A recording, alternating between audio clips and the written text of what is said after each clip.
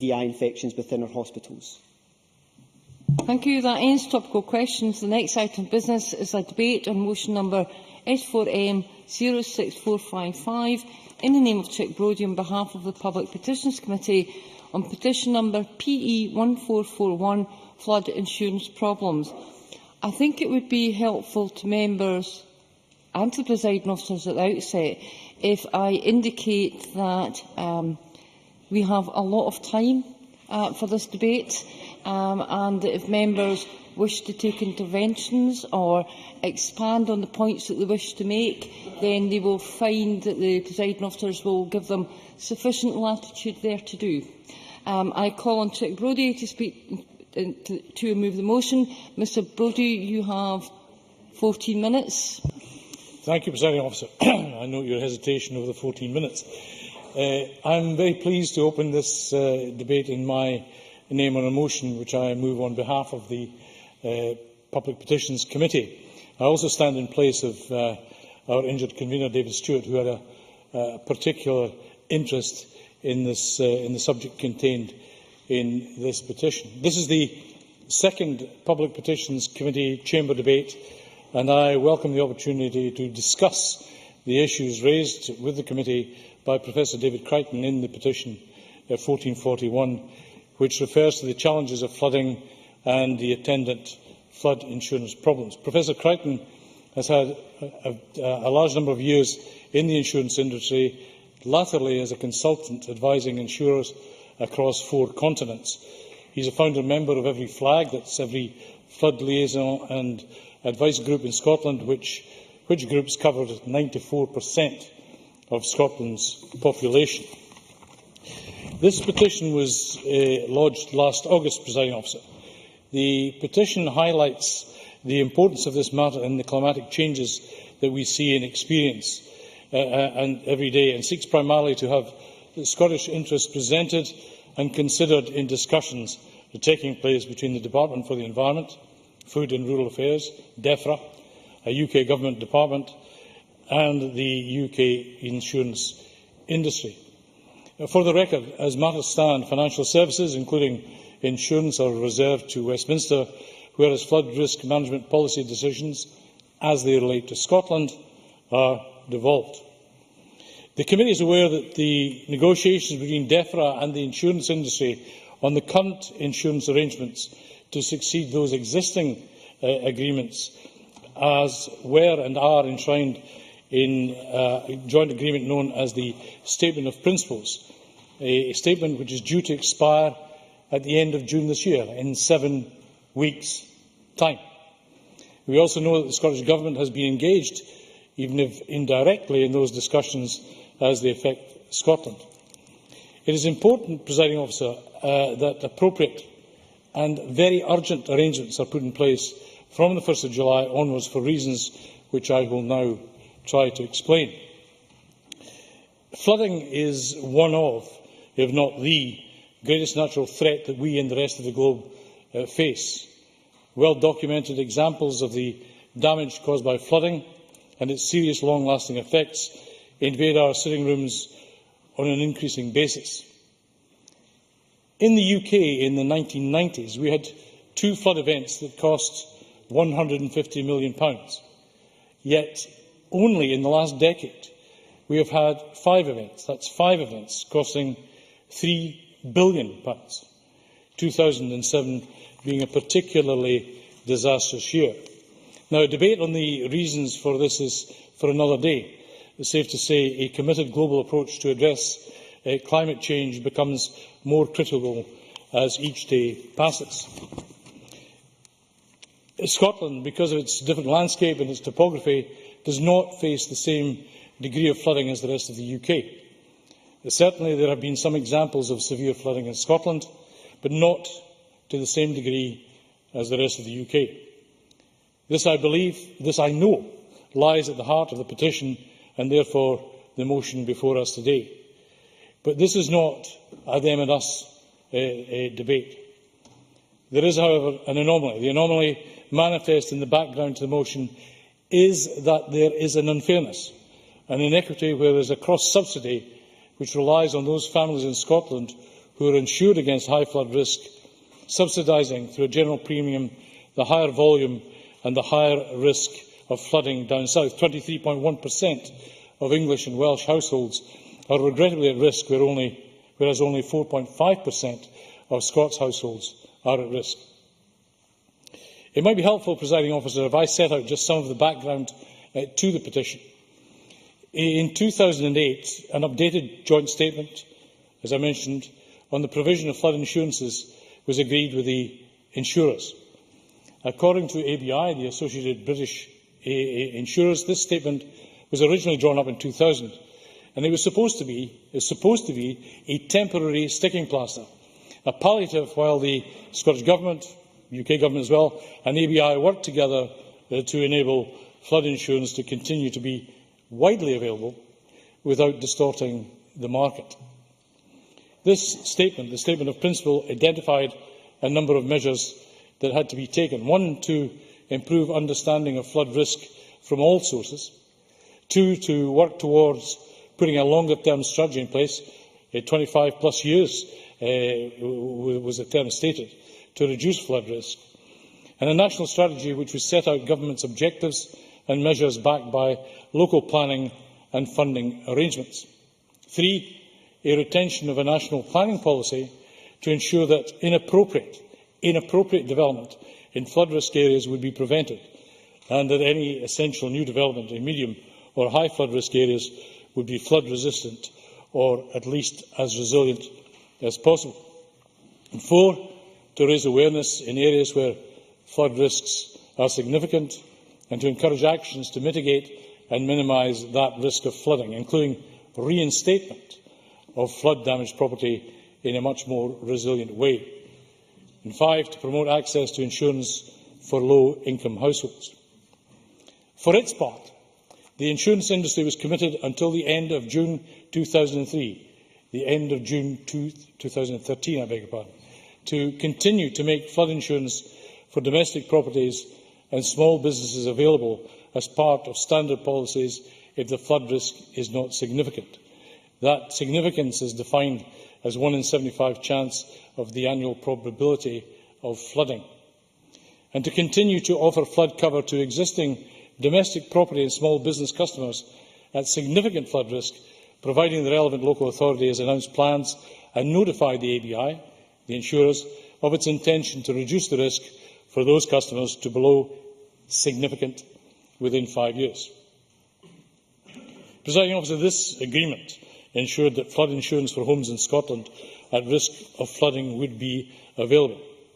However, the agreement will expire at the start of July, and the insurance industry has made it clear that it does not intend to renew the agreement, owing to its belief that it will prevent the development of a free market in flood insurance, a basis which ABI believes will allow it to establish more accountable and attributable premiums. We are indeed, Presiding Officer, at a crunch point, with only, as I said, 7 weeks before we know whether or not those of our communities which are at high risk of flooding are covered by insurance, and whether they will still to be penalised because of the disproportionality between Scotland and the rest of the UK, of which I spoke earlier. It might be suggested that Scotland, through various measures on flood management like those contained in the Flood Management Act of 2009, have not been reflected elsewhere, and that the disproportionality of the subsidy becomes much more profound as a consequence. Items such as the request to have stricter planning rules to control floodplain development, to have more spending on structural flood defences, and to have more resilient building regulations.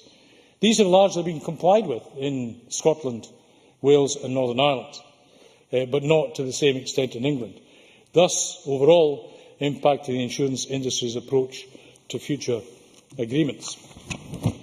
Notwithstanding the feeling, Presiding Officer, the Petitions Committee was advised that the Scottish Government had commissioned the Centre of Expertise for Waters at Dundee University, henceforth known as CREW, to consider the effect of changes to the flood insurance market in the face of the joint agreement, the Statement of Principle, of that coming to an end. And as we know now, it will be, unless agreement is forthcoming between DEFRA, ABI and the devolved administrations. I remind Parliament again, the financial service, in this case insurance, is a reserved matter. Crew's research considered the following. Firstly, to assess the current prices paid for flood insurance in those areas potentially vulnerable to flooding in Scotland. Secondly, to establish the likely impact of the agreement when it comes to an end this summer. Thirdly, to identify those communities in Scotland most likely to be affected and whether particular households would be affected by the changes in the availability of insurance and costs. And fourthly, to undertake a survey to identify trends and indeed to hold workshops to explore emerging issues in much more detail. Crew's report, named Implications for Scotland, was published in July last year, and I would draw Parliament's attention and notice to the following points from that report. Crew's research found that the Statement of Principle confirmed substantial cross-subsidising of insurance in flood risk areas, just as the insurers did. The insurance body confirmed flood risk in England and Wales was significantly greater than in Scotland. ABI UK-wide figures indicated that the amount of cross-subsidy could be as much as £430 per household. A cross-subsidy of £430 per household by those not in the significant risk zone to householders that are in the significant risk zone. Crew also found that policyholders do not know how much they are being charged to provide any cross-subsidy, as information held on risk is not publicly available.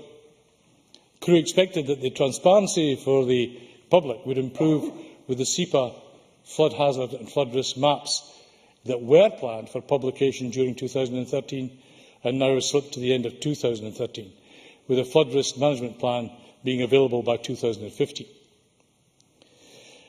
Once again, Presiding Officer, it will be those, I'm afraid, on low incomes, the elderly and non-homeowner households that are likely to suffer particular potential difficulties in meeting the extra costs of insurance that might well be passed on after the existing agreement comes to an end, and whatever form its sequitur might take. Having lived in the south east of the UK, where council tax was subsidised then, some 10 years ago, by flood grants to Thames Valley councils, I am sure that there will be no little truck there for our concerns, such as those that I have just expressed. Presiding Officer, it might be that the insurance industry may allow homeowners to continue with existing insurance temporarily after June 30th, 2013.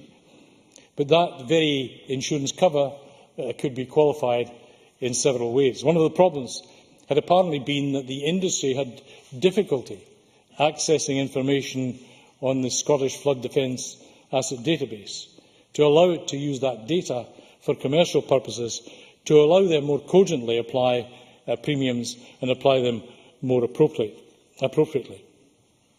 This data is relevant, is of importance, and lack of access to it is of concern, and perhaps the Minister will be able to allay those concerns this afternoon.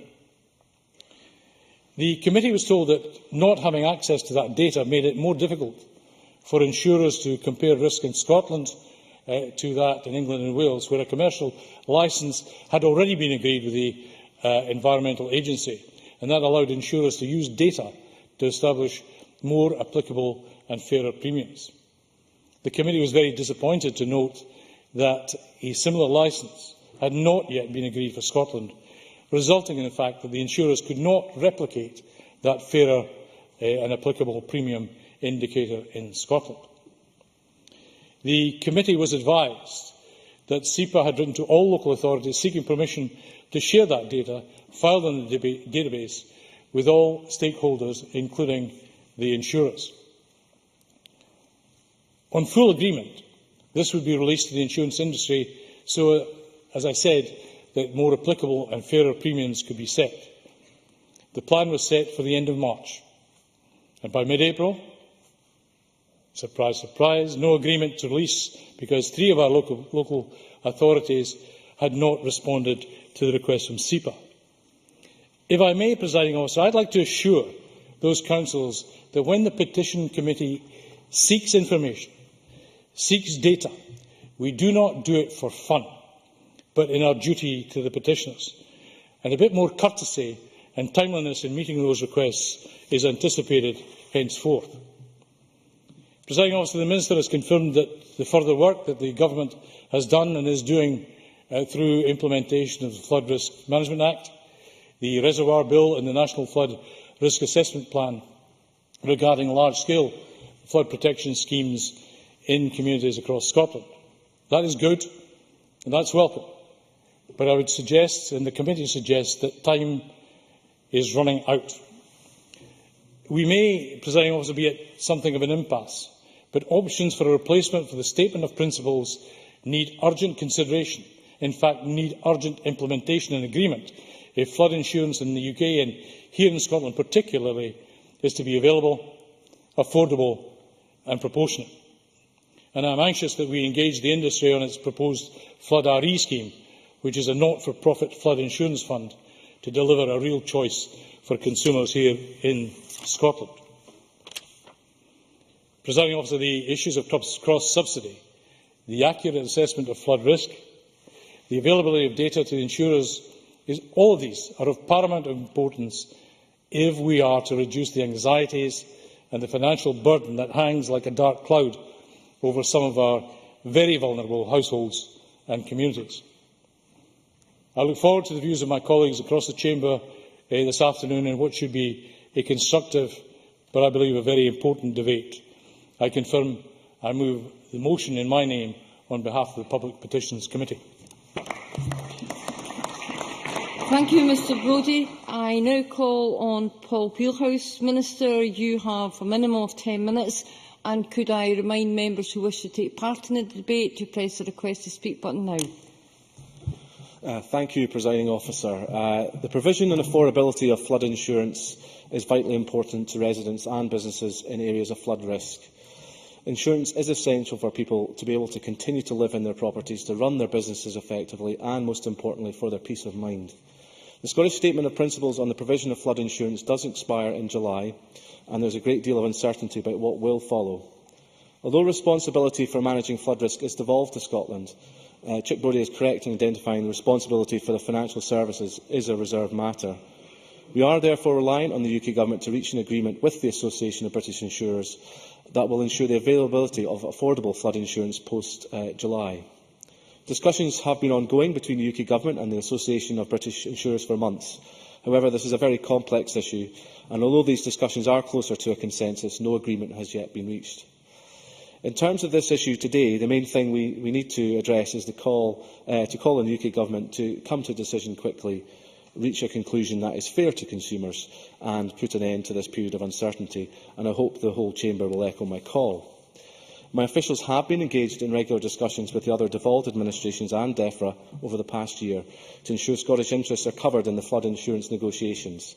In addition, I myself met with the Association of British Insurers in February to raise the concerns of Scottish policyholders.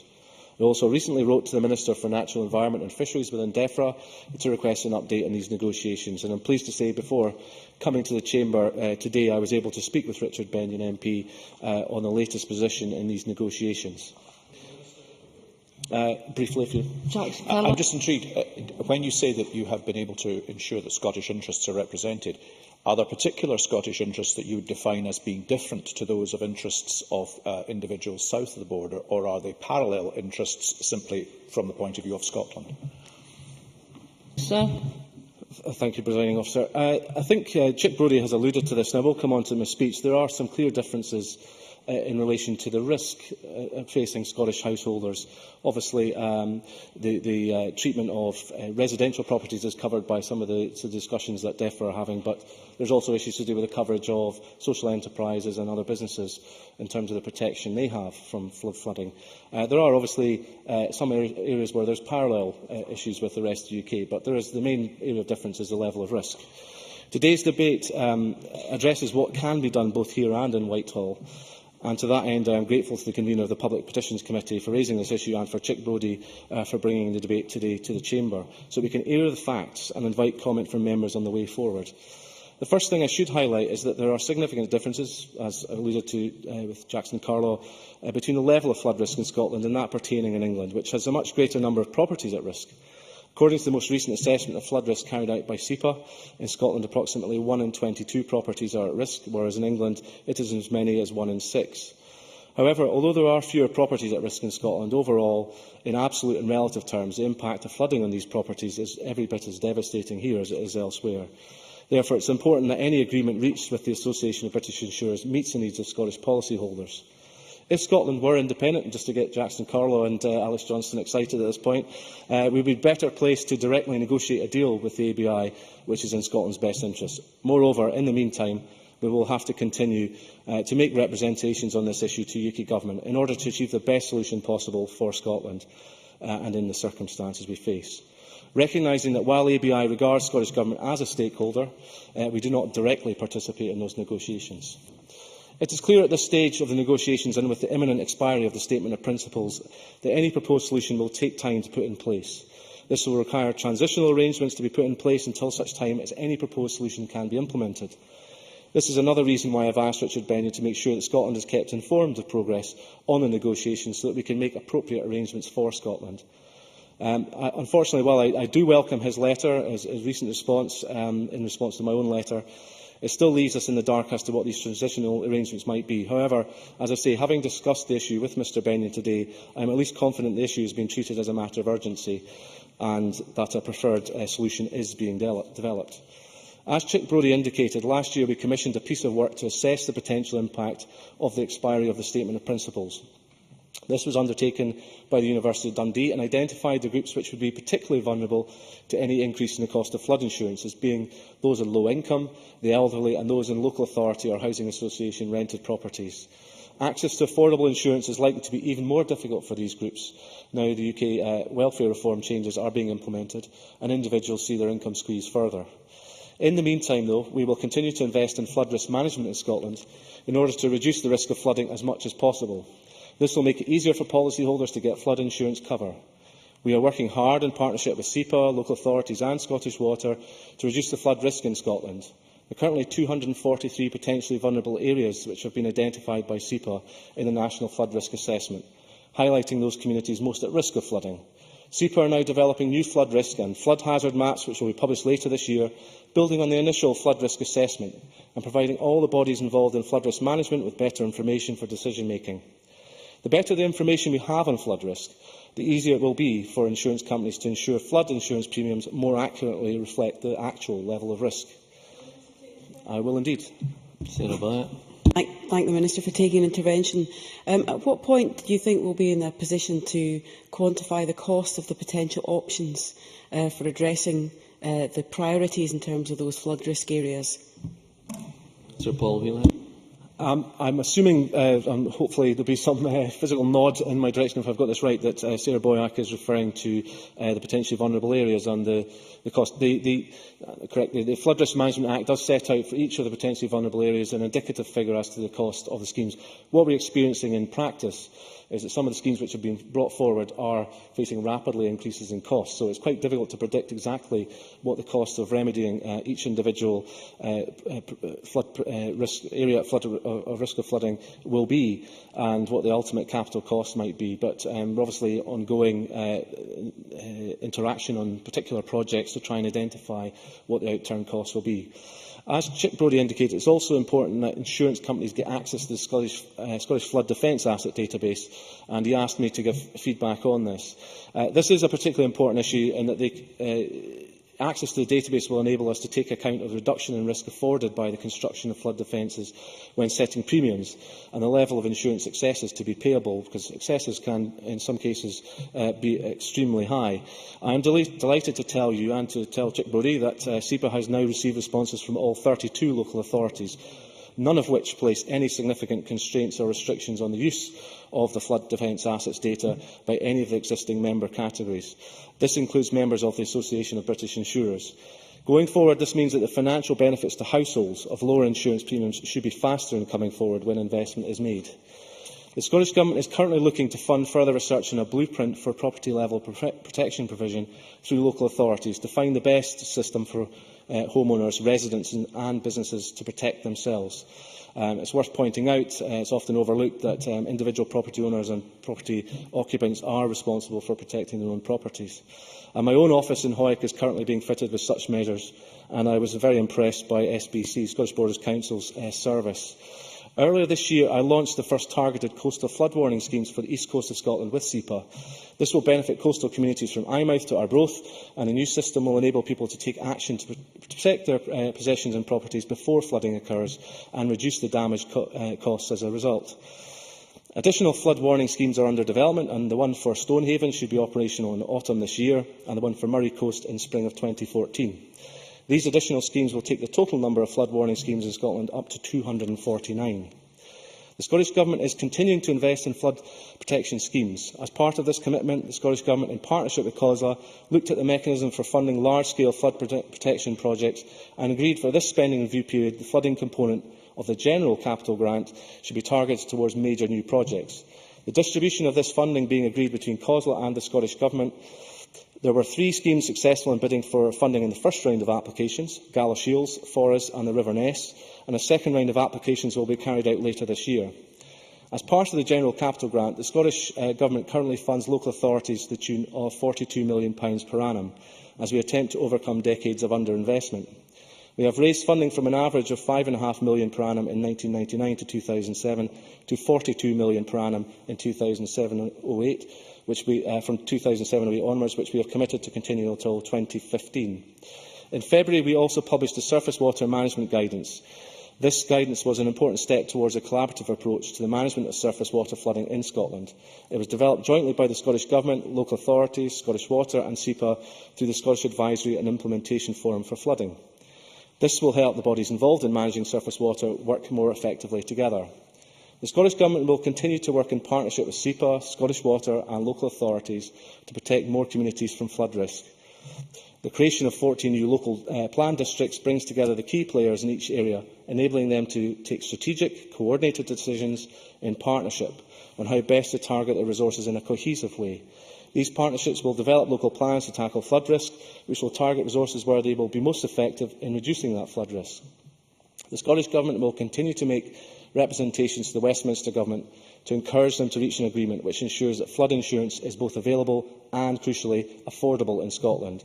In an ideal world, this should reflect the low risk to Scotland too.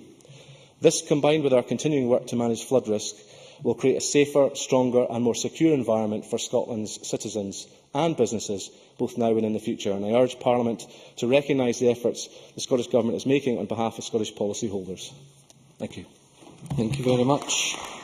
I now call on Claire Baker, a very generous 8 minutes. Ms Baker. Thank you, Deputy Presiding Officer.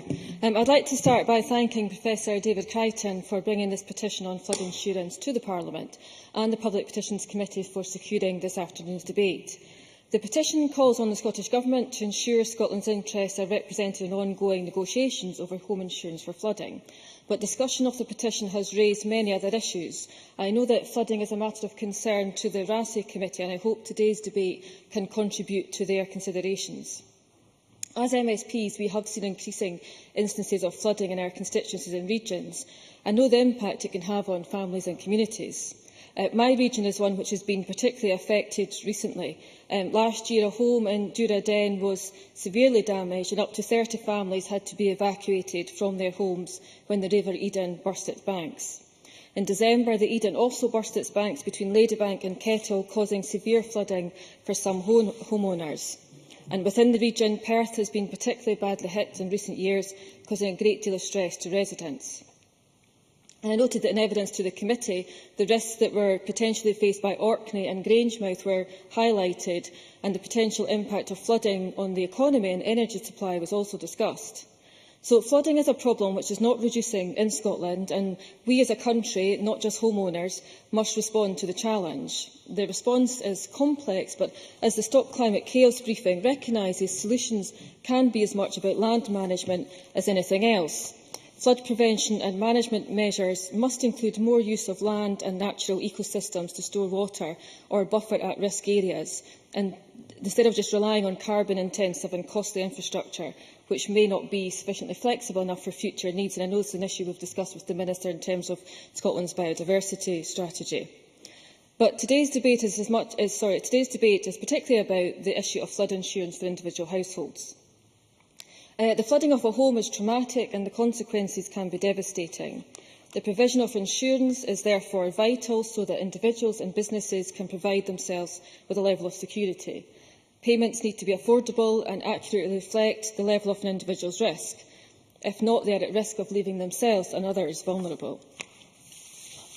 The Minister will be well aware of the financial pressure dealing with flooding is placing on the most affected local authorities. Under devolution, Scotland has started to face up to the challenge of increased risk of flooding and has undertaken some good long-term planning. But Labour did raise concerns when the Scottish Government removed ring fencing for capital projects that the burden being placed on local authorities was going to be too high. And communities do look to the local authority for dealing with the problem, but the costs of preventative and restorative action can be considerable, and the burden falls heaviest on particular authorities. And while the Scottish Government does have the Bellwyn scheme, the scale of the problem now and in the future is at risk of not being matched by investment. Issues around information sharing by relevant authorities and planners was discussed at the committee, and the committee talked very positively about the role of flags and the opportunity they provided for formal as well as more informal discussion and information sharing. In response, SEPA have stated that they think the local advisory groups will replace many of the functions of flags in the long term, and that they'll look to continue to support flags where they remain in operation. But there's encouragement towards participation in the planning system and the local advisory groups. The committee also discussed the issue of resilient building, the attraction of requiring insurers to adapt a more resilient reinstatement policy to adopt existing building stock after a flood or a storm claim at no cost to the taxpayer was discussed. However, it would seem through that debate that this would mean higher premiums for the householder and would need to be a requirement placed on the insurers to ensure a level playing field for all insurers. So, homeowners are seen to be increasingly vulnerable to the effects of flooding, in particular low-income households. And since the Statement of Principles on the provision of flood insurance in 2008, the Scottish Parliament has passed legislation on flood risk management in 2009. And part of the Statement of Principles is providing information on how to obtain flood insurance and promote access to insurance for low-income households. The petition is prompted by the agreement being due to finish in July 2013. And the ABI has made clear it does not intend to renew the agreement, as it believes that it prevents development of a free market in flood insurance. In the letter to the committee, the Scottish Government said that they wanted to ensure any proposed solution is equitable across the UK, and we've made it clear that there are a number of issues around the proposals for an internal industrial levy, which we believe will require careful consideration in relation to Scotland. Now, the Minister has said that he's had a conversation with Richard Bennion this afternoon, but could you maybe say more in closing about whether the discussions are going positively? I'm a bit concerned about references to transitional arrangements, considering we're kind of 7 weeks away from the period of change. So I'd appreciate some more detail on that in the closing. Paul Wheelhouse. I appreciate the member giving me the chance to make an intervention. The issue about transitional arrangements is such that any solution that comes forward with the industry may take some years to take full impact because of the nature of the model that might be deployed. We therefore have to have transitional arrangements to take account of any event whereby there was a serious flood incident and what we would do to recover the costs in those situations. So I wouldn't see it as necessarily a negative. It's a case there will be obviously practical issues involved, but we are seeking to work with the UK Government to develop transitional arrangements to ensure that there's a smooth transition to a new scheme, which has a longer-term target, perhaps to involve building up a fund to protect those who are at highest risk.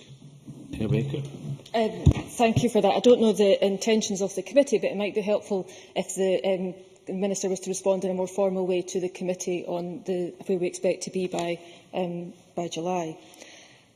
So in terms of the moving away from the Statement of Principles, I think it's right to reflect at whether this is a positive development or not, and has the statement delivered for homeowners? It is claimed that it both secured the availability of flood insurance to communities at risk of flooding in Scotland and ensured the Scottish Government had invested in flood risk management measures during this period. Although, concerningly, COSLA's evidence said that, anecdotally, even for those areas which have adequate flood defence schemes in situ, access to insurance can be an issue in some communities because of the unwillingness of the insurance industry to provide cover. The forthcoming change then presents challenges to the Scottish Government which need to be urgently resolved. It is only 2 months until the statement expires, and the report referred to by Chic-Brodie, Flood Insurance Provision and Affordability from the Centre of Expertise for Water, did find that low-income households and non-homeowners were the most likely to have no insurance. And it also suggests that after this July, insurance rates would move closer to the market rate, and that would place a heavier burden on those in a high-risk area. Concerns have been raised about the availability of accurate information about the risks in Scotland. As other members have highlighted, the Crew report said a particular area of concern expressed by the insurance industry was the difficulty in accessing information on improvements which could reduce flood risk for individual properties. And surely this can be resolved, and I welcome the Minister's assurances that he has given this afternoon on this issue. A further concern was quantifying the risk of surface water flooding with no available map of surface water flood risk. And this situation may soon change with the planned update of SEPA's indicative river and coastal flood map and the development of local flood risk management plans by 2016, but this would still leave an information gap while the system for calculating insurance is set to change. The Crew report also found that although underrepresented in high-risk areas, 41,000 people on very low incomes were identified as being at risk. However, there are further concerns that changes to the insurance market may impact on people just outside the most income-deprived, as the survey suggests it might. It is estimated that 1 in 22 households are at risk. There is then a further risk for those who only require contents insurance, that if costs go up more than they are able to pay or willing to pay, they will stop having any insurance. And evidence to the committee by the insurer Adrian Webb highlights this could be an issue, as the worst cases that insurers see involve people who believe that they will never be flooded, but who are suddenly hit by a catastrophic flash flood. Those people are the ones for whom the government becomes the insurer of last resort. I think in those circumstances it also has to be asked what would actually, which government would be able to provide that level of security for the homeowner. The petition also raised the issue of cross-subsidy and suggests that a separate flood insurance pool would be appropriate for Scotland. However, this becomes less of an issue as the insurance providers want to move to a system which recognises higher levels of risk. And once this becomes the practice, the issue of cross-subsidy becomes less noticeable, although the extent of cross-subsidy has been questioned by some commentators. In addition, future predictions suggest a greater risk for Scotland, not less. So while a changed system may suit some customers, though it is unlikely to lead to a reduction in premiums, it also has the potential to impact more heavily on low-income and high-risk households across the UK. The petition has focused minds on the immediate problem facing home insurance, as well as highlighting the ongoing challenges. As the Stop Climate Chaos briefing highlights, SEPA has estimated average annual losses of between £720 million to £850 million from flooding of buildings and agricultural land. Work by the Joseph Rowntree Foundation has shown that coastal communities are on the front line from increased flooding and has highlighted the need for socially just adaptation to predicted climate impacts such as flooding. So preparing Scotland for the future climate challenges is important, but for many households, the way in which they protect themselves will be changing in a matter of weeks. And the Scottish Government have heard the arguments. They now need to be clear about the consequences and solutions for Scottish households. Many thanks. I will now call on Alex Johnson, a very generous 7 minutes. Thank you very much, Deputy Presiding Officer, for your generosity. We'll see what can do. I very much welcome the fact that the Petitions Committee have decided to bring this petition to Parliament.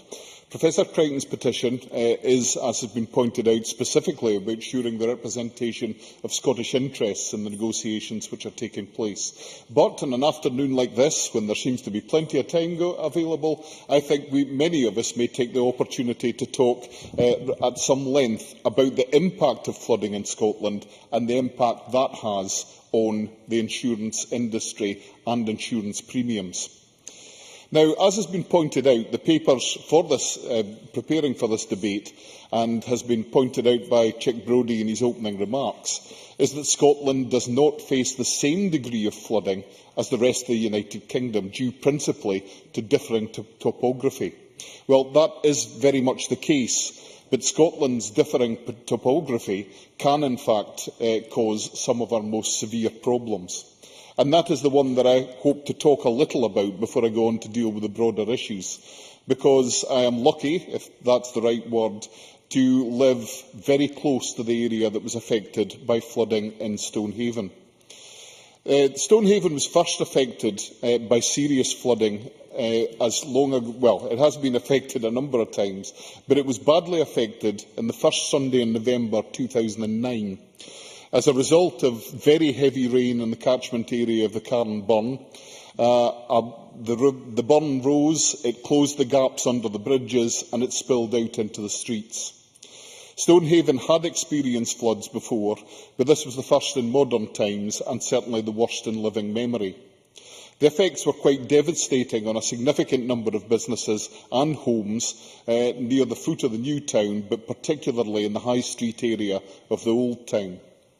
The experience of those who fought their way back from that disaster, had their homes reconstructed and re-established their businesses was a significant one, and it also had an effect on their future insurance premiums, because the risk had obviously been defined as greater. This was made rather worse on the 23rd of December 2012, when virtually the same thing happened. I know there are some disputes as to how the water may have flowed and how it got to where it was, but we can say very simply that, as with the incident 3 years earlier, the water fell out of the sky and it ended up 4 feet deep in the high street of the old town. That second incident had the effect of making some of these properties and businesses uninsurable. And over the past few days, I have taken the opportunity to speak to one or two individuals who have some expertise in the effect that that has had. I spoke to one lady who, prior to these two flooding incidents, had an excess on her home insurance for flooding purposes of £250. That excess is now £5,000. I've also heard about one business in the old town which now has an insurance cover with an excess of £25,000 on it. I've also heard of one business in particular, a garage business, who simply cannot get insurance to cover them against the effects of flooding. So the impact of flooding is something which is ongoing and has a specific problem in certain areas, and the Stonehaven area serves to inform us on that. But let me now look at what we're talking about in terms of today's petition. My assessment is that there is a problem in the use of cross-subsidy, and that when insurance companies choose to charge a slightly higher premium across the board in order to cover for extreme eventualities, a justifiable principle in many cases, because, after all, that's what insurance is about. But this petition points out that, because of the difference in risk, that we in Scotland may be paying slightly over the odds for our insurance.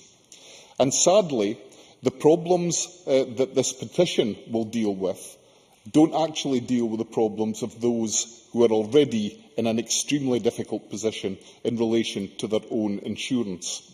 That's why I welcome the fact that both the mover of the motion and the Minister, in his opening remarks, have taken the opportunity to broaden this out and talk about the nature of risk and the requirement to ensure that that risk is reduced. Those who have suffered 2 floods in a 3-year period will, of course, take the view that something should have been done.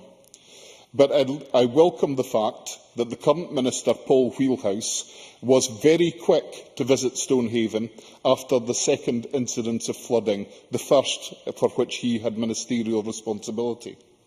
I welcome the fact that he was able to talk to people when they were still under that pressure of having been flooded only a couple of days before.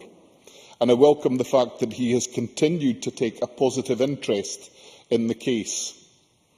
But it is essential that, having seen delay and procrastination over 3 years between these incidents, that we don't experience the same thing again. And that's why I will continue to call for the Minister to use the powers at his disposal to encourage progress to be made whenever possible. So what about those who did suffer as a result of these increased insurance premiums and will continue to do so? It is essential that whatever solution we find for these problems does deliver the option to ensure that there is affordable insurance, even for those who know that they are in a difficult risk area. In areas like the old town of Stonehaven, there is a lot of older housing that has been redeveloped and is now very effectively modernised. There are a number of small businesses who have become very resilient because they simply have to cope with these recurring incidents.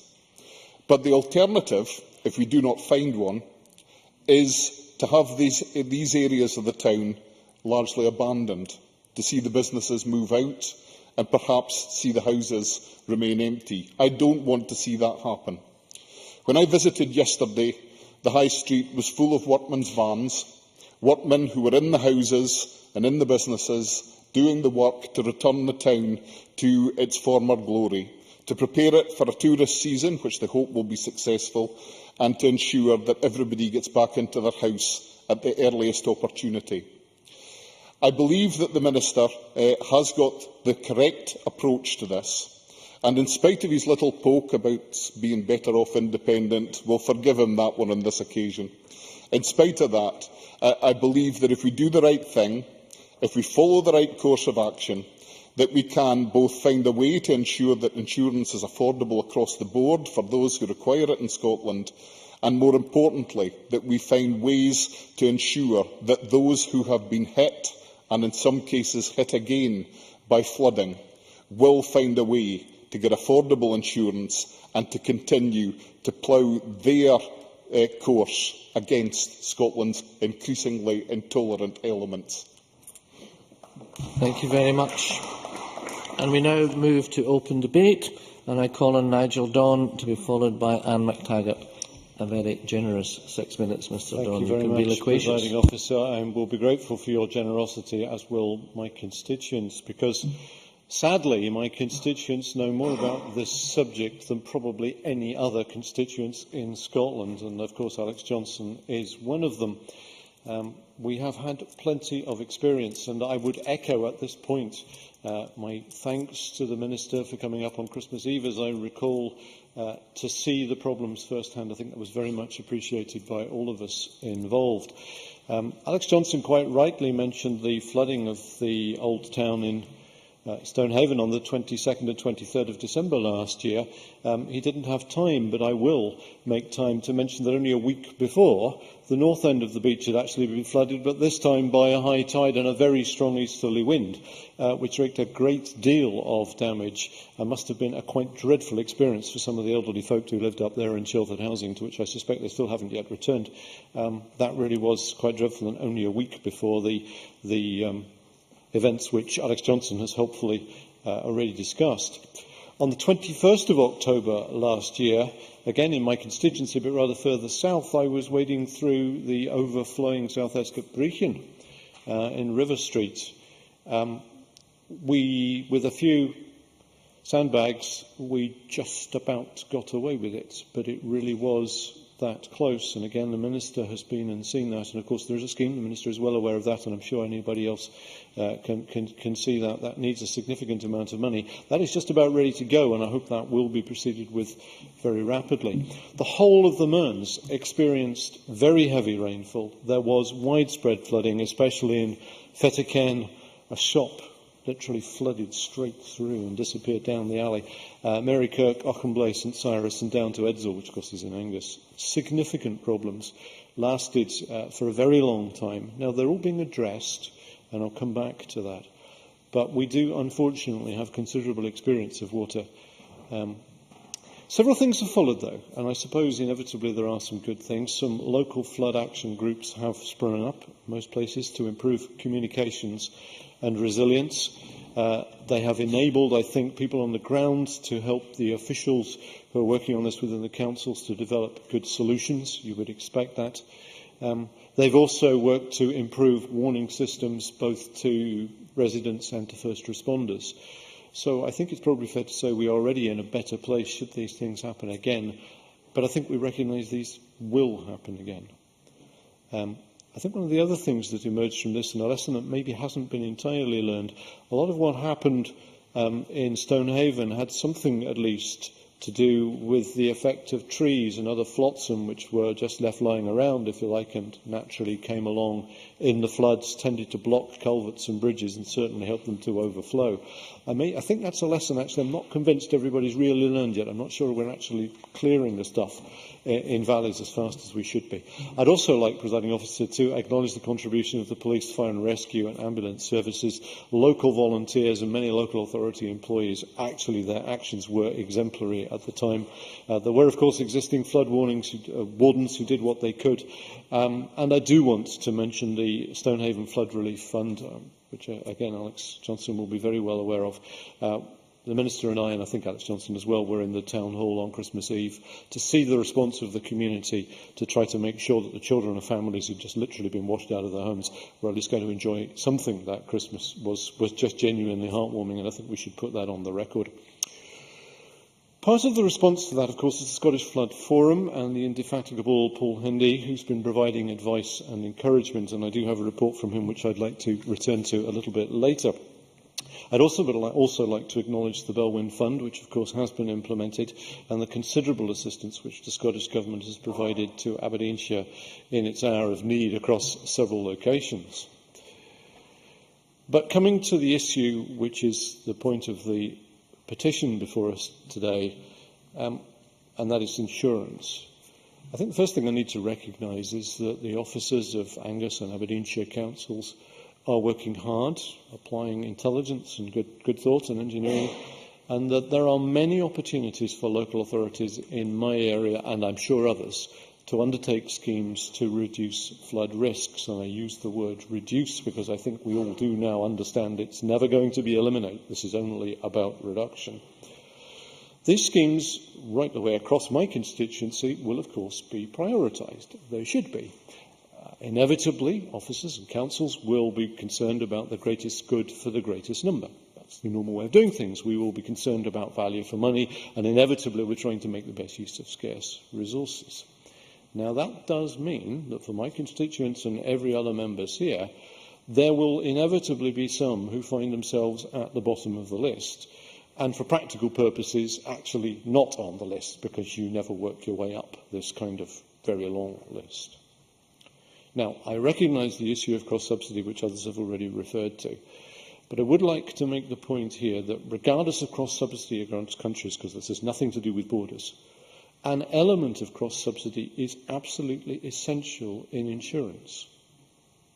And I do want to make sure that we've got that point, because otherwise we will find houses, and possibly businesses, but anyway, places, which are uninhabitable and unsaleable, because they are uninsurable at the market rate. Now, we've all been out and about and found the residue of a cottage up the valleys, where once upon a time that was an important place to be. We know what derelict buildings look like. And in remote areas, that may just be an economic fact, and there's nothing we can do about it. We cannot afford to have derelict buildings in the middle of Stonehaven, as Alex Johnson has said, or frankly anywhere else in our communities. And if we happen to have a building in the dip, in the high street, in the old town of Stonehaven, which is going to be absolutely guaranteed to flood if any extra water gets down there, we must do something as a society and as a community to make sure that they can insure that property in a sensible way, and they may have to worry about making sure the electric cables run down the walls rather than up, and all sorts of other things which we know about. But we simply cannot afford to have buildings which are unsaleable, uninhabitable, in the middle of our communities, simply because the market insists on taking its market view. And I think we just have to understand that. Yes, we need to ensure that there's a reasonable distribution of risk. That's also part of insurance. But actually, insurance at the end of the day is about making sure that things which must be covered are covered, even if we have to do it collectively. I don't think it matters how you do that. Now, local councils are in a position, I understand, to subsidise council tenants to some extent to make sure they've got housing insurance. Clearly, that only works for council tenants. You could hardly expect councils to do that otherwise. So it's going to have to be done at a national level, at a society level, somehow or other.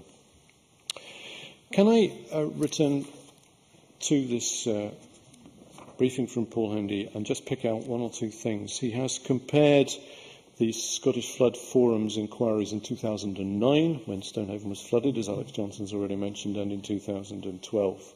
The numbers in 2012 are very much higher than they were in 2009.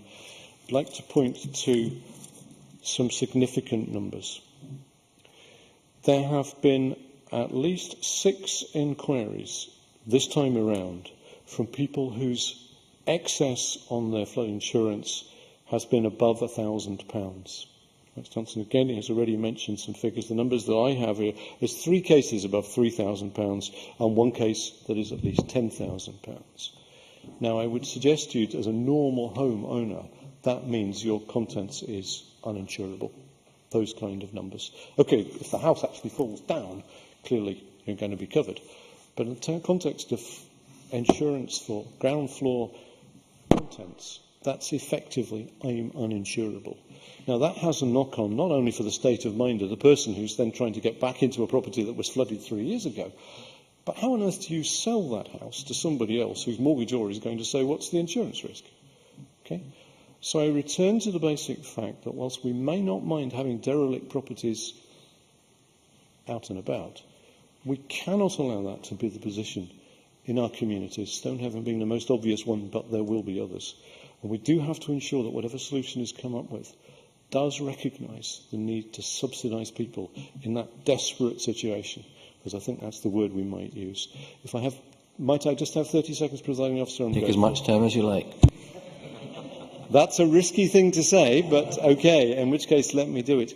Could I also just register, and I don't think anybody's brought this up yet, we talk about 1 in 75 flood risks. I think Chic did mention 100, 1 in 75, 1 in 100, 1 in 200. Now, we're going to have to carry on using those numbers.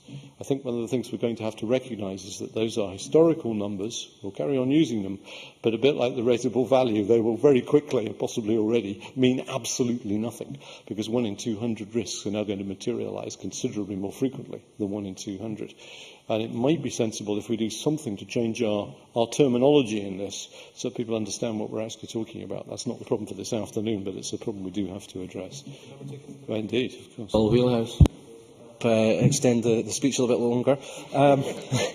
Would the member also be aware, I mean, for example, in Brecon, where I know the member has an interest, that if you were to go to a 1 in 200-year flood risk, the solution to preventing a flood in that situation might be so unpalatable in terms of the scale of physical infrastructure you'd have to put in place to block a flood that it would just be beyond the pale for the public as well. I've got to agree that we've got from the numbers to the solutions, but I absolutely do agree. I mean, and I think that comes back to my basic point that we're never actually going to prevent floods. What we have to do is to ameliorate the situation as best we can. And part of that best we can is I don't really want a 10-foot high wall in front of my building. Okay? So I might be very happy to live with a 5-foot one, which I can see over from my drawing room. And if that means that the place is going to be flooded once every 100 years rather than once every 300, I'll live with the consequences. I may not, of course, be around to have to live with it. So with that, I think, Presiding Officer, I've probably covered all the issues that I wanted to cover. Other than to make the point that I'm very happy with what the government has done so far.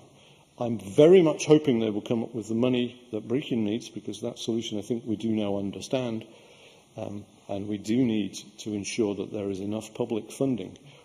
1, to make sure that people do get the insurance they need, and 2, that those schemes, which would be sensible and are cost-effective, are implemented across the country, but particularly in North Angus and the Mearns, as soon as possible. Thank you. Much. And I now call on Anne McTaggart to be followed by Maureen Watt. Thank you, Presiding Officer. And as a member of the Public Petitions Committee, I welcome the debate PE 1441, Flood Insurance Problems, by Professor David Crichton, whereby he calls on the Parliament to urge the Scottish Government to represent Scottish interests in the current discussions between DEFRA and the UK insurance industry. And also, before I start, Presiding Officer, I also wish the convener of the committee, Dave Stewart, of whom was looking forward to being here today, but unfortunately he's not so good. So I just wish him a speedy recovery and hope he's back soon to the committee.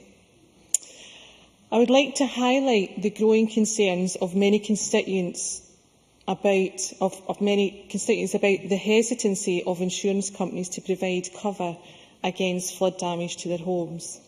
Thousands of people across Scotland are suffering from decisions by the Association of British Insurers not to renew the Statement of Principles on flood insurance after the agreement expires in June of this year.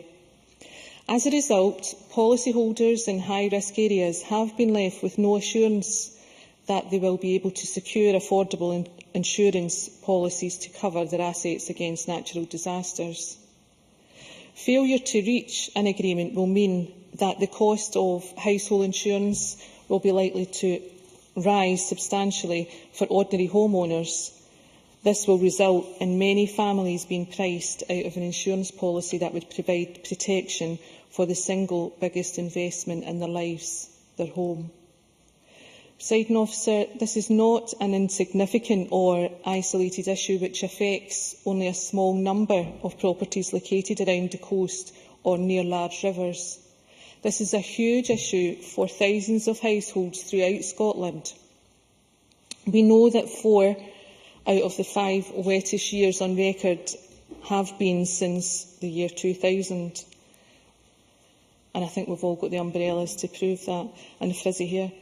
The Scottish Environmental Protection Agency has recognised that flooding is the greatest natural threat facing the UK and have estimated that approximately 112,000 residential homes and 14,000 businesses across Scotland are at serious risk of flooding.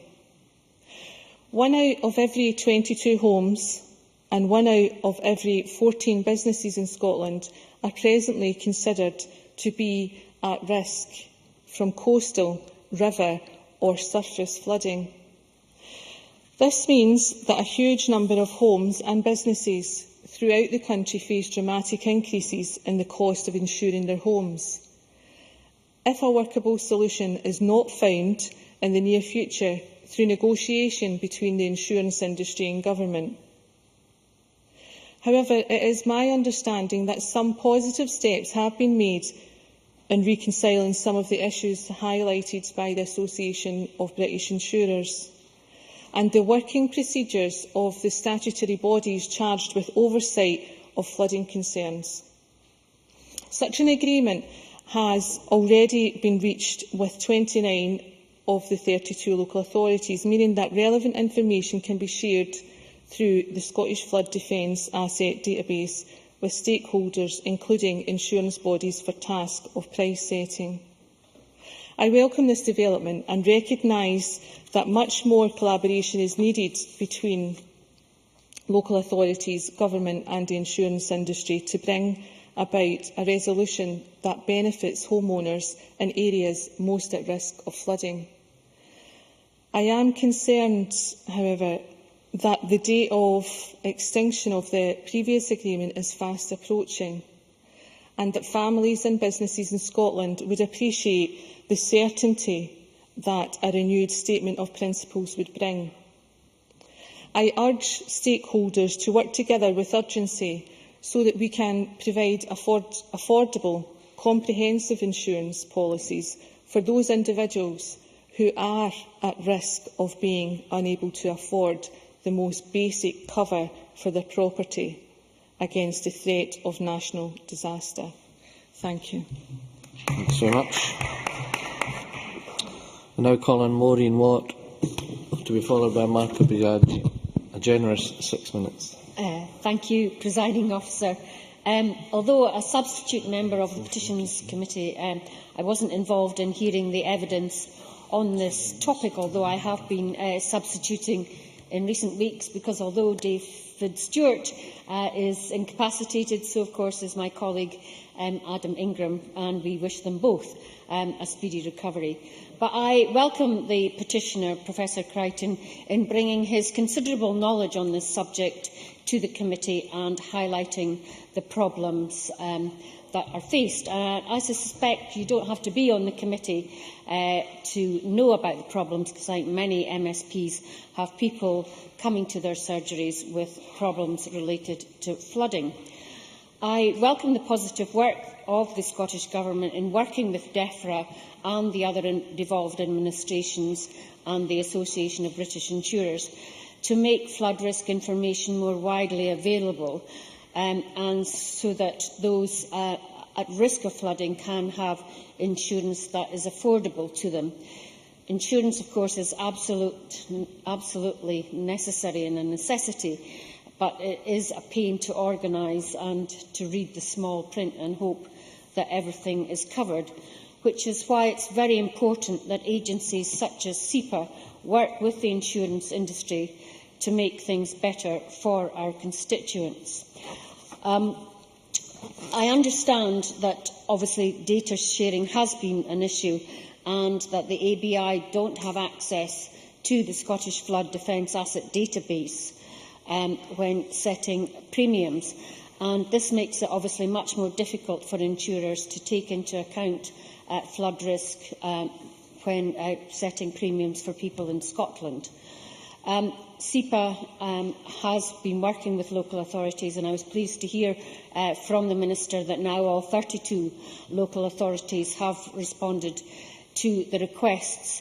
And it is important to recognise that the Scottish Government has been proactive in this area to reduce flood risk, and that the National Flood Risk Assessment, which was published in December 2011, provides for the first time a national picture of flood risk across Scotland, and it's a major milestone towards Scotland being able to target efforts to plan and invest in reducing the impacts in those areas most vulnerable to flooding. We have also, of course, had £8 million invested in developing a state-of-the-art national flood warning dissemination service, and we also have the establishment of a joint Scottish flood forecasting service, which is work done between SEPA and the Met Office. But I'd like to make the case for prevention to be at the absolute top of the agenda, and by that I don't just mean putting flood defence systems in place, which can often be extremely expensive, and as Elaine Murray highlighted and Stop Climate Chaos highlighted, that they can also often be extremely carbon-intensive infrastructures. But I believe that there does need to be much more other forward planning by councils and SEPA. I'm pleased, for example, that SEPA have relaxed restrictions on deepening straight watercourses, but landowners must be encouraged to clear and deepen ditches and burns much more, and also allow for land to be set aside for flooding upstream. I know, for example, in trying to help a constituent in Portlethen who has been flooded twice in recent years, how difficult it has been to ascertain the landowner upstream and to contact them and to encourage them to act. And I'm not sure that the powers of enforcement exist either with local councils or with SEPA to enforce landowners to act. And also, when the householder, like my constituent, are encouraged to build their own flood defences around their property, there seems to be a lack of agreement among the agencies as to what is required and what will be acceptable to insurance companies. I also think that surely councils have an obligation not to allow development, either residential or commercial, on floodplains. I, for one, am not convinced that even when the builders say that they will put in earth mounds of defences between the watercourse and the development, that that is sufficient, and I believe that they simply should not be allowed. I'd also like to highlight the problems of new developments disturbing the water table and the normal watercourses. This is true of my constituents at Chic-Brodie, and it's not isolated. Indeed, there's a problem of a new development near where I live in Durris having disturbed the watercourse, and existing properties now more liable to flooding. What's disturbing is that no one seems to want to take responsibility for alleviating these problems, and I personally have had to hold meetings to knock together the heads of the builders, SEPA and councils, and getting them round a table to see how the problems can be solved. And meanwhile, people are living with that flood risk. And I'm not sure that developers and local authorities adequately take into account the disturbance of existing watercourses and the water table when they are considering new developments. And I wonder if the Minister knows of anything that can be done in this area. And also, speaking to my colleague Kevin Stewart, I understand that his constituents in the Merchant Quarter in Aberdeen Central have had difficulties with insurers because of constant flooding that there has been in that locale.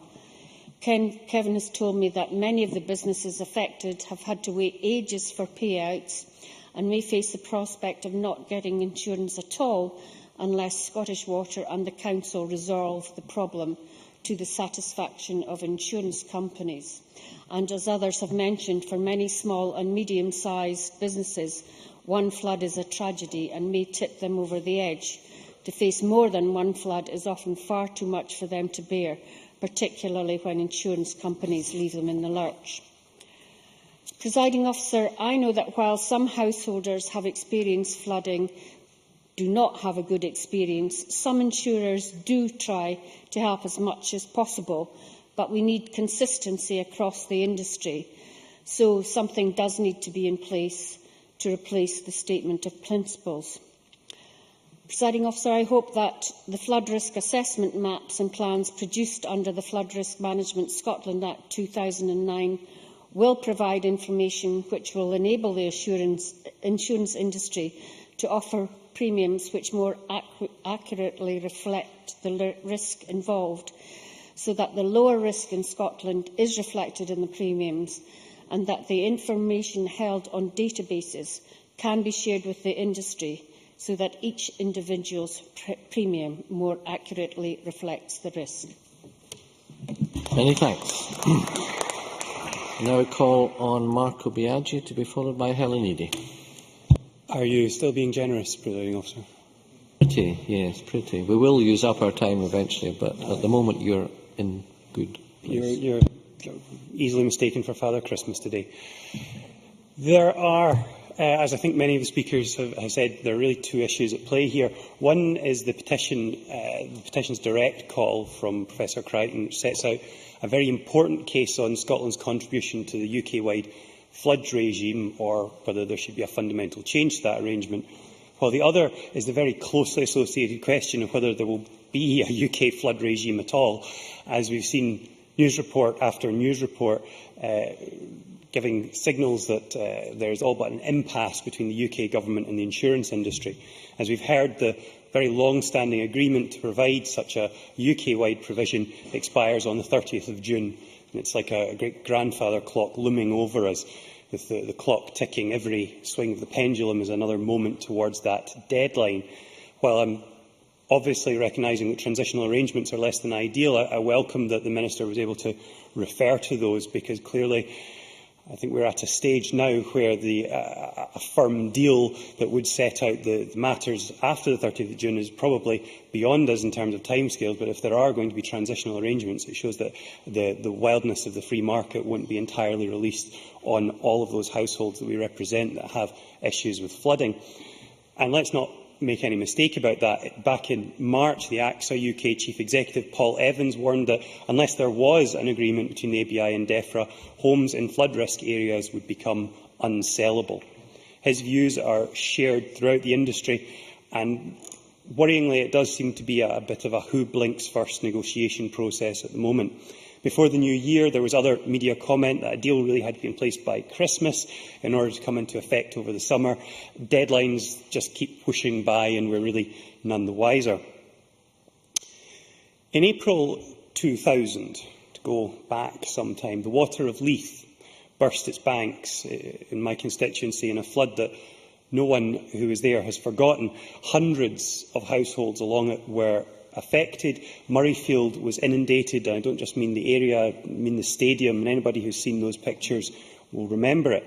After a very long battle with a public inquiry and then the difficulties of the overnight change in the financial climate that happened in 2008-09 and a resultant rethink, and 13 years on from that flooding, my constituents in Roseburn and Murrayfield are only slightly more protected than they were then. At a recent Community Council meeting, the subject of the year 2000 floods came up, and believe me, it always comes up. And one resident who had been there since she was a girl recounted her memory of the area like a history book, rattling off dates every decade or so back to, I think, the 1960s, where the story had been repeated.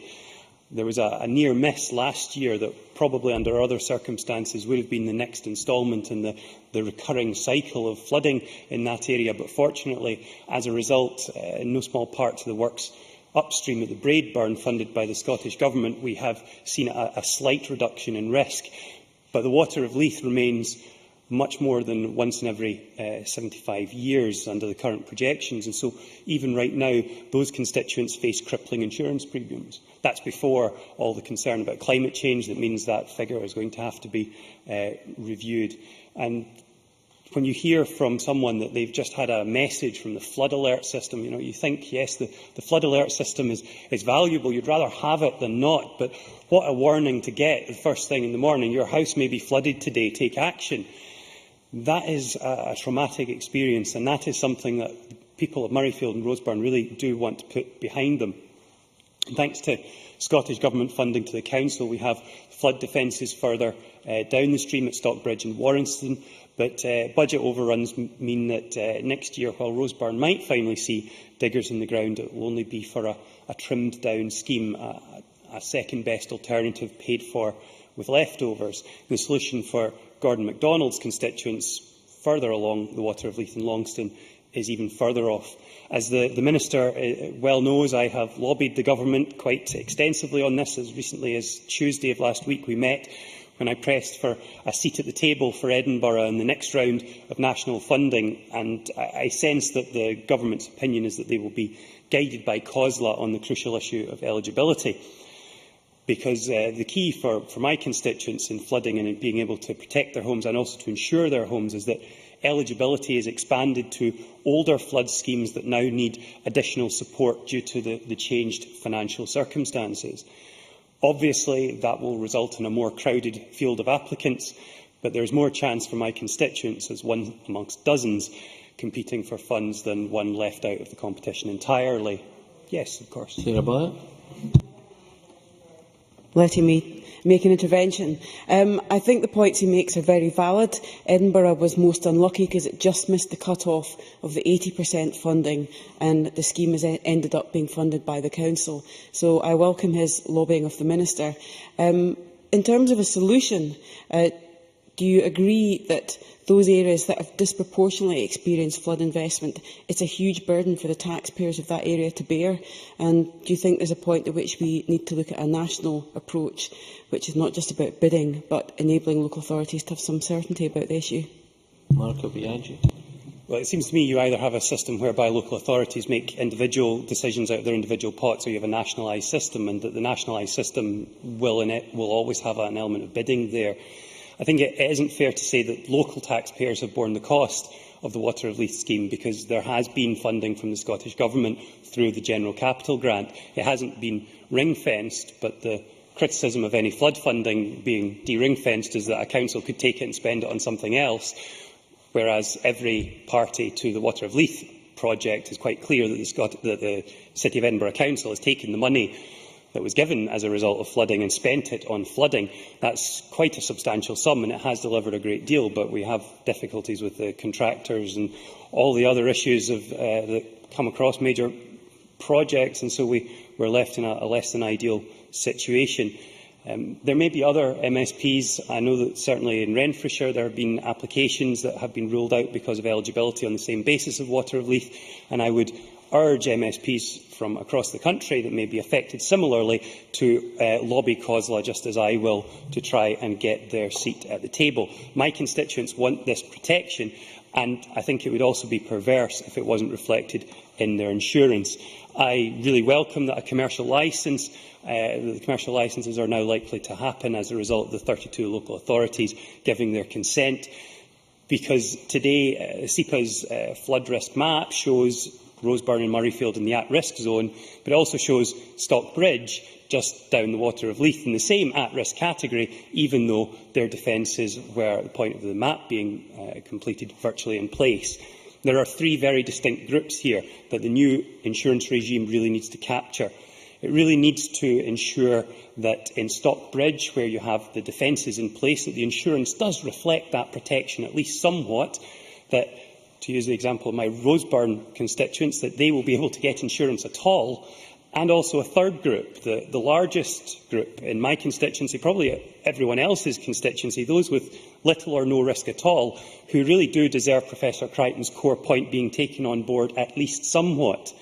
Since Scottish planning policies have deliberately and consciously sought to reduce flood risk, while by all account English planning policies appear to have gone in the opposite direction, it seems perverse that Scottish households are now paying at least £151 million per annum extra by the ABI's figures to shore up inappropriate development elsewhere. It's one thing to accept sharing of risk, another to create moral hazard where poor decisions by planners are rewarded rather than reprimanded. And in light of that, perhaps it's no wonder that the ABI walked away from the previous deal, and no wonder that there are such long and fraught negotiations ongoing. The 30th of June is fast approaching, and for my constituents, whether they're in Stockbridge, Roseburn, everywhere else, a deal is very, very sorely needed. Thank you very much. I now call on Helen Eady to be followed by Agnes MacDonald. A generous 6 minutes. Thank you very much, Presiding Officer, and I welcome the work that is going on across the UK by so many people from all walks of life on this important matter. I especially thank the petitioner, Professor David Crichton, for bringing the petition to the Scottish Parliament on such a critically important issue. We are most fortunate in Scotland to have someone who seems to me, from looking at his resume, to have given so much of his life to very intensive work in this particular sphere of interest. His work seems to be influencing so many across the whole spectrum of those involved in flooding and its impact. The focus of the petition on insurance is crucial to so many of my constituents. The looming threat to the end of the present deal will be deeply worrying for so many of them. The two worst areas in the Cowdenbeath constituency are Cowdenbeath itself, where there are black spots affecting many families, and the second is in Rosyth. And again, there are numerous families affected. Of course, insurance is uppermost in the minds when flooding takes place, but when families in Cowdenbeath are put out of their homes for up to 2 years, when the floods have done their worst and ravaged the insides of their homes, it becomes hard to them when only days later they are just having to move back out of their homes, having just moved in when the flood has hit a second time. This was the family who had been in their home just for those 2 years, and they were devastated. The big worry those families had was whether they would continue to be insured. When I visited the flood-stricken areas, I had photographs taken of the area. I am shown standing in what seems a massive lake in the midst of a housing scheme in Cowdenbeath. The constituents blame Scottish Water, who blame Fife Council, who blame Network Rail, and meantime my constituents are distraught. To be flooded is horrendous, and to have the fear of no insurance protection is a nightmare. Like Maureen Watt, I have had similar issues in helping with constituents. There are areas too where private estates like the Wraith Estate in Cardenden are being negligent in maintenance of their land when they create flooding, because they have not cleared the old trees and the debris, which, as Nigel Dawn rightly states, blocks culverts, and the smooth flow of the rivers are affected quite severely. And the homes nearby are under severe threat and have in fact been flooded. It is excellent to learn that SEPA has completed a national flood risk assessment, which provides a detailed picture of flooding impacts across Scotland. That assessment identified that in Scotland 1 in 20 homes and 1 in 14 businesses are at risk of flooding. This work enables all those involved to develop a coordinated response to tackle flooding more effectively.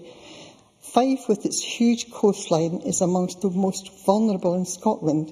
I served as a councillor in Fife for 13 years, and in that time I was Roads and Transportation spokesperson, which included matters to do with coastal erosion and flooding. I can recall in West Weems the entire side of a home being demolished just in minutes by the force of the waves, and although thankfully the family survived, they were traumatised. Coastal erosion is serious across all of Fife, with Limekilns, Aberdare, even the famous Weem Caves, St Monans, and no doubt other areas that I have not mentioned today. I too, when I look out my window, because I live right on the coast, I am always worried when I note from the various articles that the total rise in sea levels off the UK coast may exceed 1 metre and could potentially reach 2 metres by 2080. The frequency of intense storm events is expected to increase, and along with the rise in sea level, to lead to more coastal flooding. And I look at the water outside my home and I think, we might just get away with it by 2080. My fingers are crossed. But I was very pleased when I looked at the recommendations by Professor Crichton, and he called for a 3-point plan. And he said that it would be a cheap, simple, quick and popular 3-point plan to limit increases in flood insurance costs in Scotland. And he said that if the Scottish Minister were to write an open letter to the Association of British Insurers and chief executives of each of the major insurance companies to remind them of some of the 42 important ways in which the flood risk in Scotland is lower than in England, and asking their underwriters to recognise that the UK is not a homogeneous risk, and that Scotland and Ireland should have their own flood insurance pool separate from England and Wales, be exempted from blue lining for any council area which has established or participates in a flood liaison and advice group with insurance representation. And he's also asking the Minister to produce proposals to implement current building standards retrospectively in respect of insurance repairs following flood or storm damage. Scotland already has excellent resilient building standards for new build. Scotland could easily apply current building standards retrospectively to the repairs of any properties damaged by flood or storm. The primary legislation is already there. This would enable and require insurers to adopt a resilient reinstatement policy to adapt existing building stock in Scotland for climate change after a flood or storm claim at no cost to the taxpayer. Insurance have told him that they would welcome this if there is a level playing field of legislation. Over time, a more resilient building stock would produce lower flood and storm claims costs despite climate change. It would also reduce the amount of building material going to landfill after a flood or storm and the embedded energy costs of making new building materials. This would reduce the emissions and improve Scotland's adaptation to climate change. And finally, he has asked you to ask, Minister, if you would seek ways from the Treasury, Her Majesty's Treasury, to ensure that any government flood levy collected in Scotland be spent entirely in Scotland to help low-income families in flood hazard zones, ideally to fund Scottish insurance with rent schemes for household contents, especially for social housing. And I wish you and everyone who's working on this vitally important area all the very best, and hope that my constituents can perhaps secure some support from some of the funding that may become available in due course. Thank you, Minister. Thank you, Presiding Officer. Thank you. I now call Angus MacDonald to be followed by Richard Lyle. Thank you, Presiding Officer. Is it generous 6 minutes still? It is indeed. Thank you. I'm pleased to be able to contribute to this debate today, not just as a member of the Public Petitions Committee, but also as a member with a constituency with areas at a high risk of flooding. And before I go any further, can I also take the opportunity to thank Professor David Crichton for bringing this issue to the attention of the Public Petitions Committee. With more than 6,000 low-lying homes around the Firth of Forth at risk of flooding, and perhaps around one-third of these within my constituency, the issue is very real for many of my constituents. Flood maps published a couple of years ago show that Grangemouth and Longannet, on the other side of the Forth, are vulnerable to a flood expected to occur once every 200 years, and SEPA puts the average cost of potential damage from that at £230 million a year. Now, Falkirk Council and SEPA are on the case, taking the risks extremely seriously, and we also have the Grangemouth Regulatory Review Group, chaired by Professor Russell Griggs, looking at the issue as we speak, and in fact it's meeting next Monday. Actions include looking at flood defence schemes for Grangemouth to protect housing and nationally important industries such as the petrochemical plants, with cost estimates ranging from £40 million a few years ago to around £100 million today. Now, without wishing to sound too alarmist, and as we all know, unless you're a climate change denier, the frequency and severity of flooding is expected to increase due to climate change. The large floods that used to happen every 100 years would start to appear every 20 years or even every decade, and there is a clear danger that some properties at high risk of flooding could become impossible to insure, particularly if rainfall and storms increase, as climate experts say they will. Average rainfall in East Central Scotland, for example, rose by 50% between 1961 and 2004. Now, there have been situations in the past where residents in my constituency have been refused insurance in, for example, Grangemouth Old Town. However, I am happy to report that thanks to the Helix project and an extension to the Forth and Clyde Canal out to the River Forth, which is currently under construction, measures have been taken which will significantly reduce the risk of flooding in the area, with the canal taking any excess water away, so homes which were uninsurable will hopefully now receive cover once more. Other examples of good work underway in my constituency to reduce flood risk is an exciting new project to recreate a rare and vanishing habitat for wildlife, which will also aim to champion sustainable flood management in the Forth.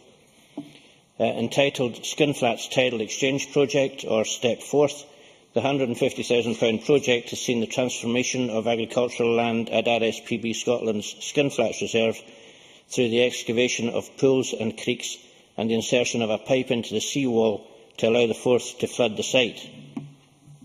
Over time, the flow of the tidal water will create saltwater pools and salt marsh on the reserve, benefiting many different types of birds, as well as other wildlife such as otters. So, in addition to dealing with the flood risks, it is also assisting biodiversity as well. A new flood embankment at the back of the site will contain the water in the reserve and ensure that no other properties or land will be affected. Although it is on a small scale, it is hoped that the project will demonstrate the potential of an active flood management programme, whereby areas of less sensitive land can be sacrificed during flooding incidents to alleviate pressures on built-up areas.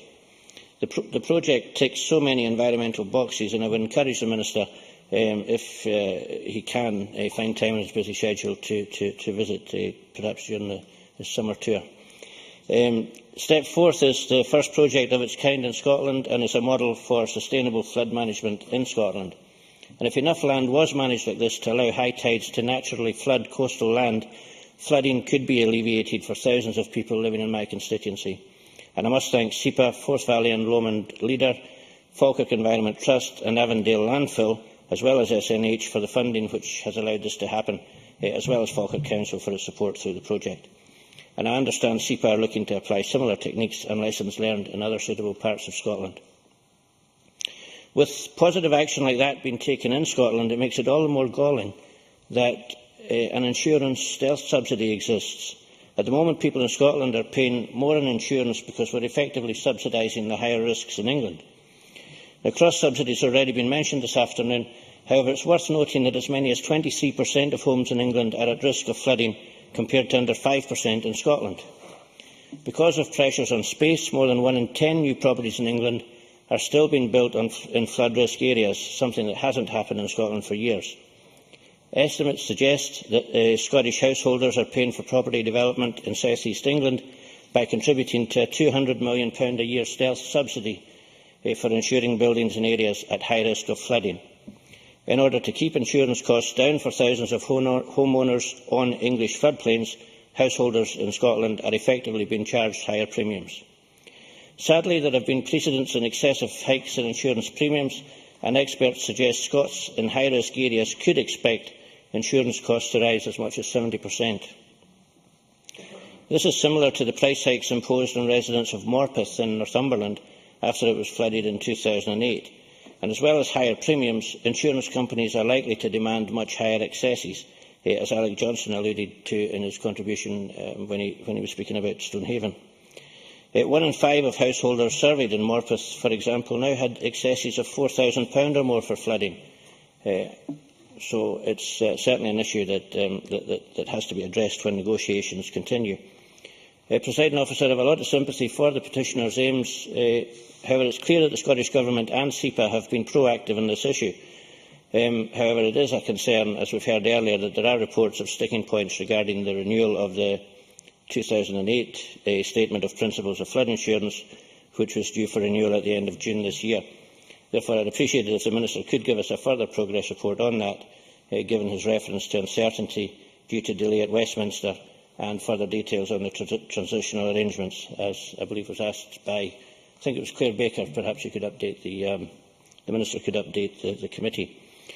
In closing, Presiding Officer, I am sure we all look forward to the sharing of SEPA's flood risk data and information through the Scottish Flood Defence Asset Database with the insurance industry, through the proposed use of an internal commercial licence, which will go some way to addressing the issues raised by the original petitioner, and will provide a lasting solution that ensures affordable insurance for those at flood risk, but does not place unsustainable costs on wider policyholders and the taxpayer. To ensure that happens, it is imperative that the insurance industry has access to that information, and in turn the insurance industry must play its part when setting insurance premiums in Scotland. Thank you. Thank you very much. And I now call Richard Lyle to be followed by Elaine Murray. Thank you, Presiding Officer. Can I begin by recording my thanks to Petitioner Professor David Crichton for highlighting the issue of flood insurance to the committee and here today to this chamber. Can also welcome the debate being held around this important matter under the Public Petitions Committee. As members will remember, in 2008, the Scottish Government and the Association of British Insurers signed an agreement called the Statement of Principles on the Provision of Flood Insurance.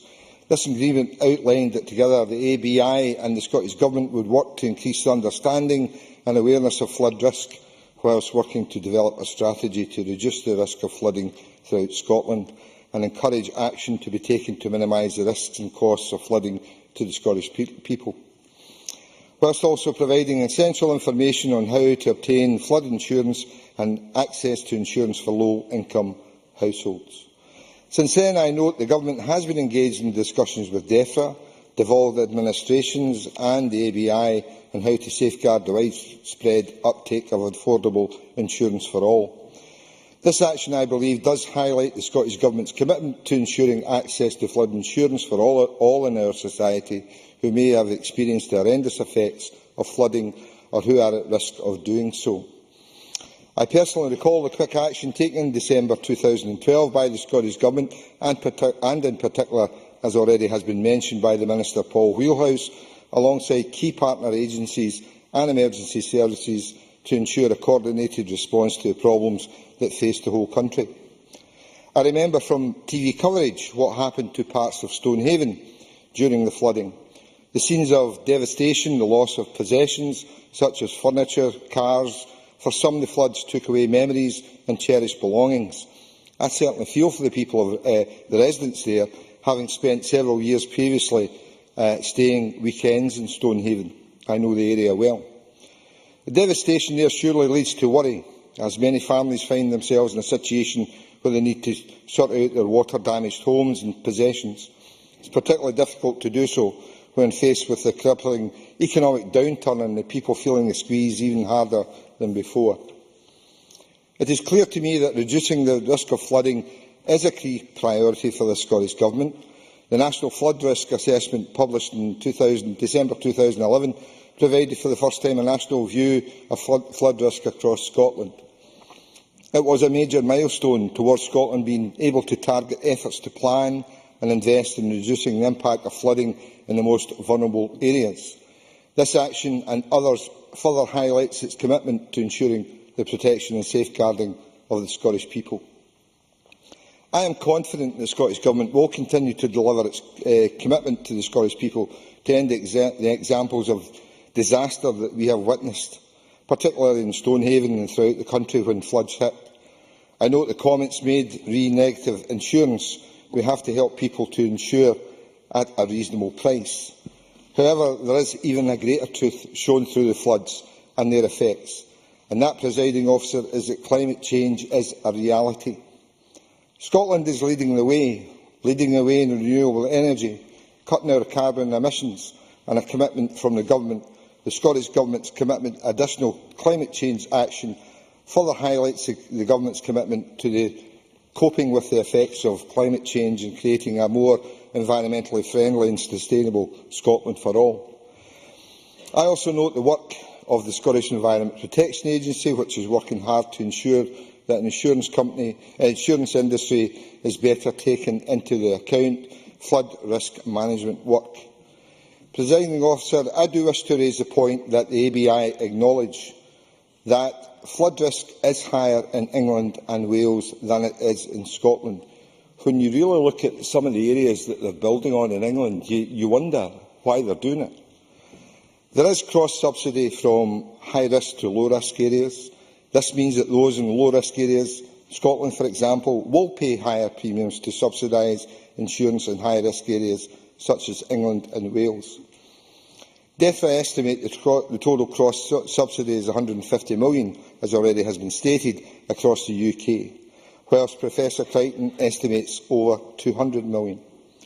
The point I am making is that members will note that whilst flood management is a devolved responsibility, financial services is not, and therefore with the powers of independence, the Scottish Government and ultimately the people of Scotland will be better placed to make decisions around flood insurance and many other areas also. I'm one of the lucky ones. I live in an area which is not subject to flooding, but in other areas in my region they are. We have to help constituents who face problems with possible flooding, whatever the way we can. Insurance must be available to everyone who wants it, and a cost suitable to their needs. Insurance excess must be affordable, not excessive, as has been pointed out today. I welcome this debate today on a subject which is important to all. I think we have to learn. We have to learn how to cope best with insurance, how to cope best with flooding, how to cope best with the situation that faces many of our constituents today. We must draw examples. Now, I actually have a mother-in-law who was born in Holland. If you go to Holland, in each and every area, they actually pay a windmill tax in order that the water be kept off the land. Holland is a prime example of where flooding is being coped with. I'm not saying they have the answer for everything, but I think we have to look at other countries in order to see how we can cope. And I certainly welcome the debate that's been brought. I welcome the points that have been made by Chic-Brodie today and also the other speakers. Thank you very much. Many thanks. I now call Elaine Murray to be followed by Annabel Ewing.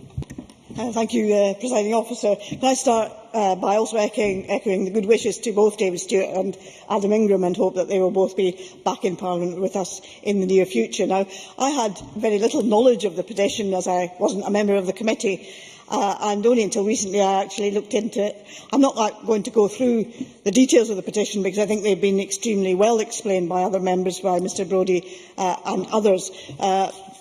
But I will also add on the issue regarding the cross-subsidy, although it is quite clear that there are fewer properties in Scotland, a fewer percentage of properties in Scotland at risk from flooding. SEPA's recent letter to the committee said that SEPA doesn't actually fully accept the argument which says there has been no development in 1 in 200-year floodplains in Scotland since 1995. They feel that that can't actually be substantiated, so I don't think we should be too complacent about that.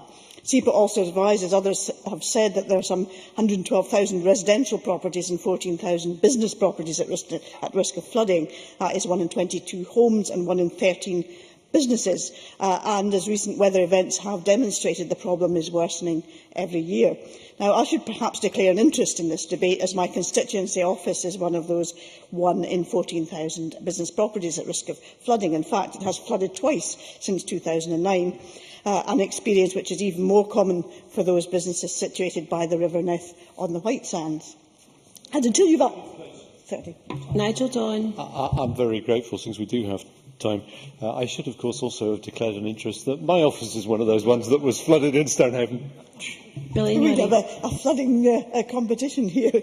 But I'm sure Nigel Donn would agree that until it actually happens, you don't realise how devastating flooding is, because it's not just like the Bath overflowing. When rivers and drains flood, it's a completely different experience. And on November the 19th, 2009, a month's rainfall was deposited in one day along the River Nith. And flood warnings, and I do actually get the flood warnings from SEPA, were issued for the White Sands and indeed the bottom of Friars Venel, where my office is situated. Now, we took on that constituency office back in 2000, and at the time we took it on, we were told sometimes there has been flooding in that area. But until that day, the highest flood waters ever reached was onto the steps outside the office.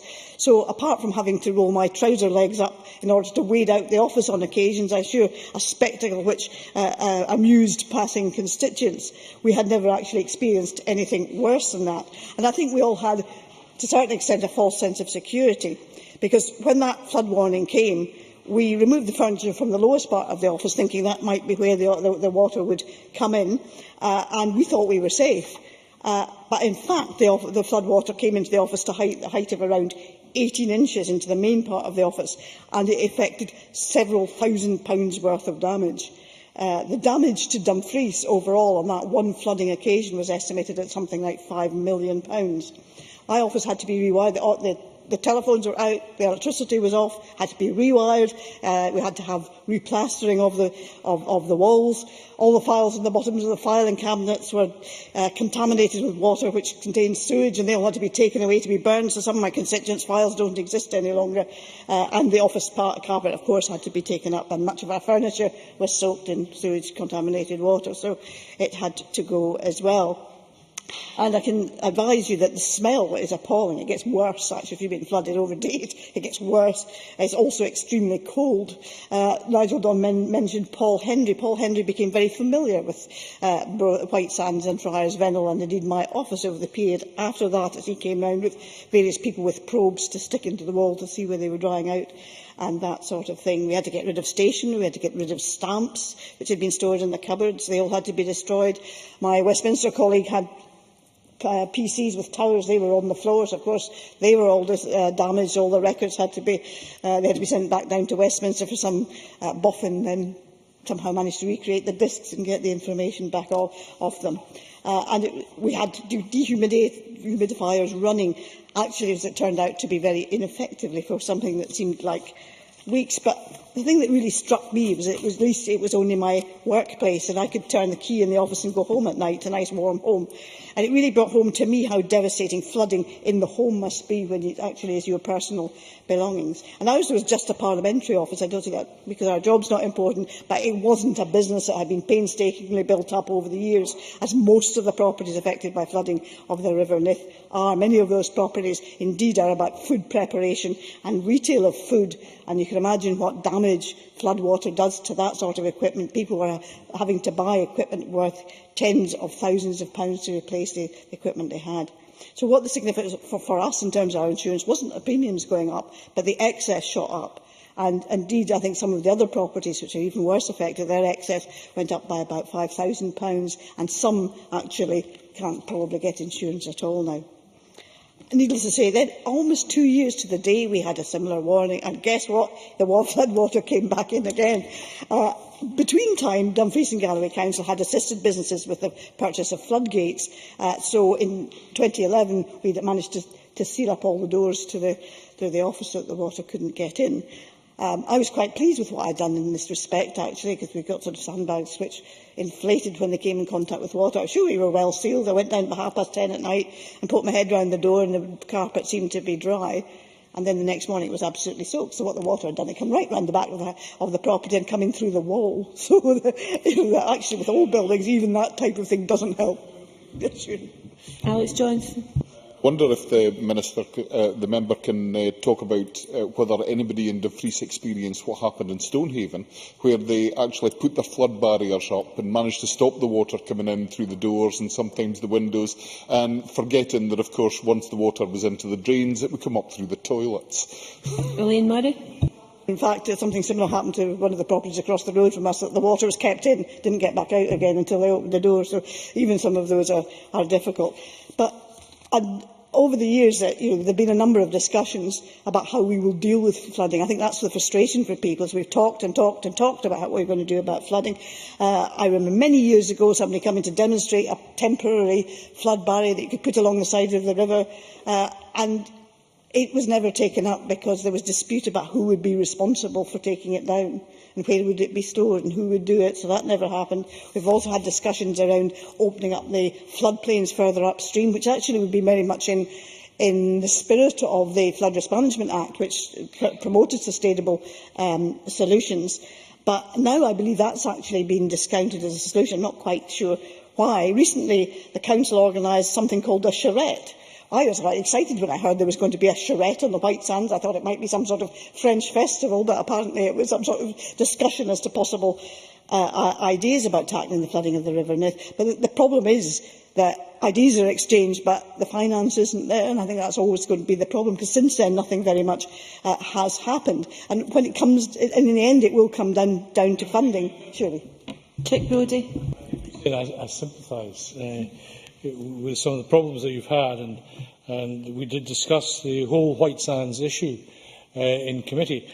But will she, having said what she has said about some of the problems that we have in Scotland, will she accept that in 2010, the Dutch government, which, as we know, knows a bit about flooding, held up Scotland as an example to the rest of Europe as to how to work on flood management?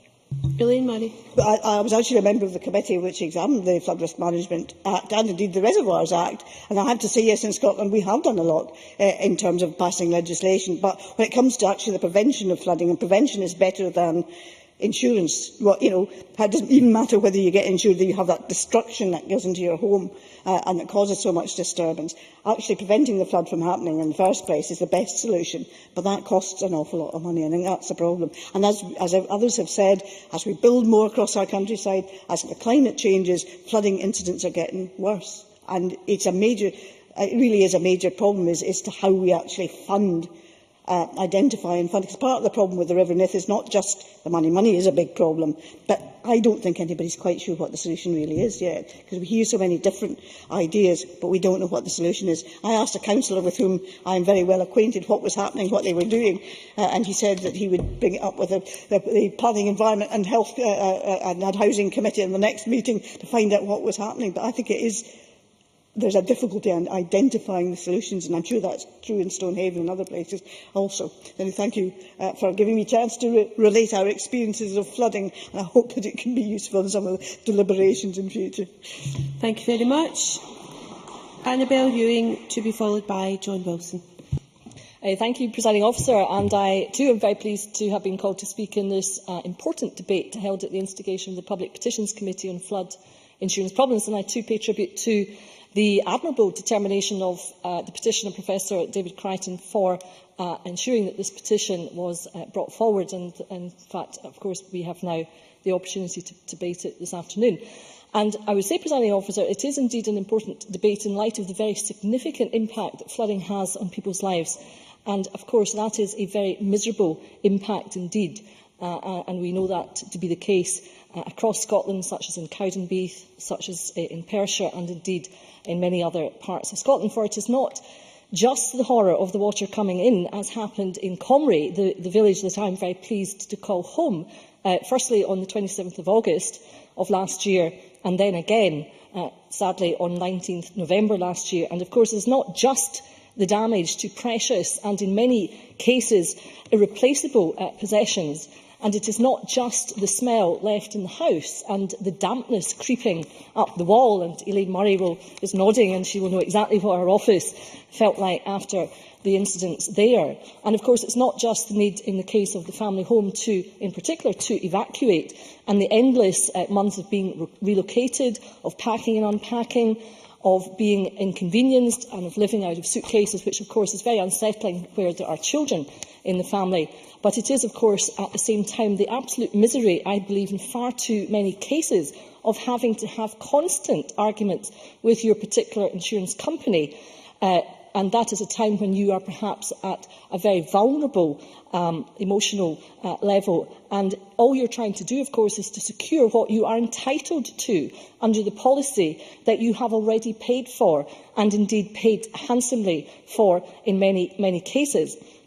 And that, Presiding Officer, I would have thought might be a useful study for the ABI, and that would be to look at, in such a double flood event as happened in Comrie, and within such a short space of time, I think that would be a very good case study for the insurance industry to actually have a look and see how they fare in treating their policyholders in such circumstances. And I think that would provide very useful feedback to the insurance industry and to the ABI and its members to see whether, in fact, they did rise to the occasion and treat their policyholders in terms of not just the letter of the contractual obligations, but the spirit of the contractual obligations. And as far as I'm aware from cases in Comrie, I would have to say that in many cases, far too many cases, there would have to be the verdict that there would be considerable room for improvement. But of course, the misery of the flood does not end with the flood event itself and with the subsequent signing off of the deal reached with the insurance company many months after the fact, after much tortuous toing and froing. And it doesn't just end with getting back into your home. And this happened for many people in Comrie not just once. They were just about to get back into their homes when the second flood hit, to the same people. So it's not just when you get to that stage that the misery is over, because, of course, when you try to renew your policy, you are then quoted a vastly increased sum of money in terms of your premium, and, of course, as we have heard, entirely unrealistic excesses, which render the cover really nugatory, because to call a £4,000 figure an excess is frankly ridiculous. And recently a policyholder contacted me, a policyholder in Comrie, to say that when she had tried to renew her policy with the company I think she'd been with for quite some time, she was quoted an increase in her premium of some 250%.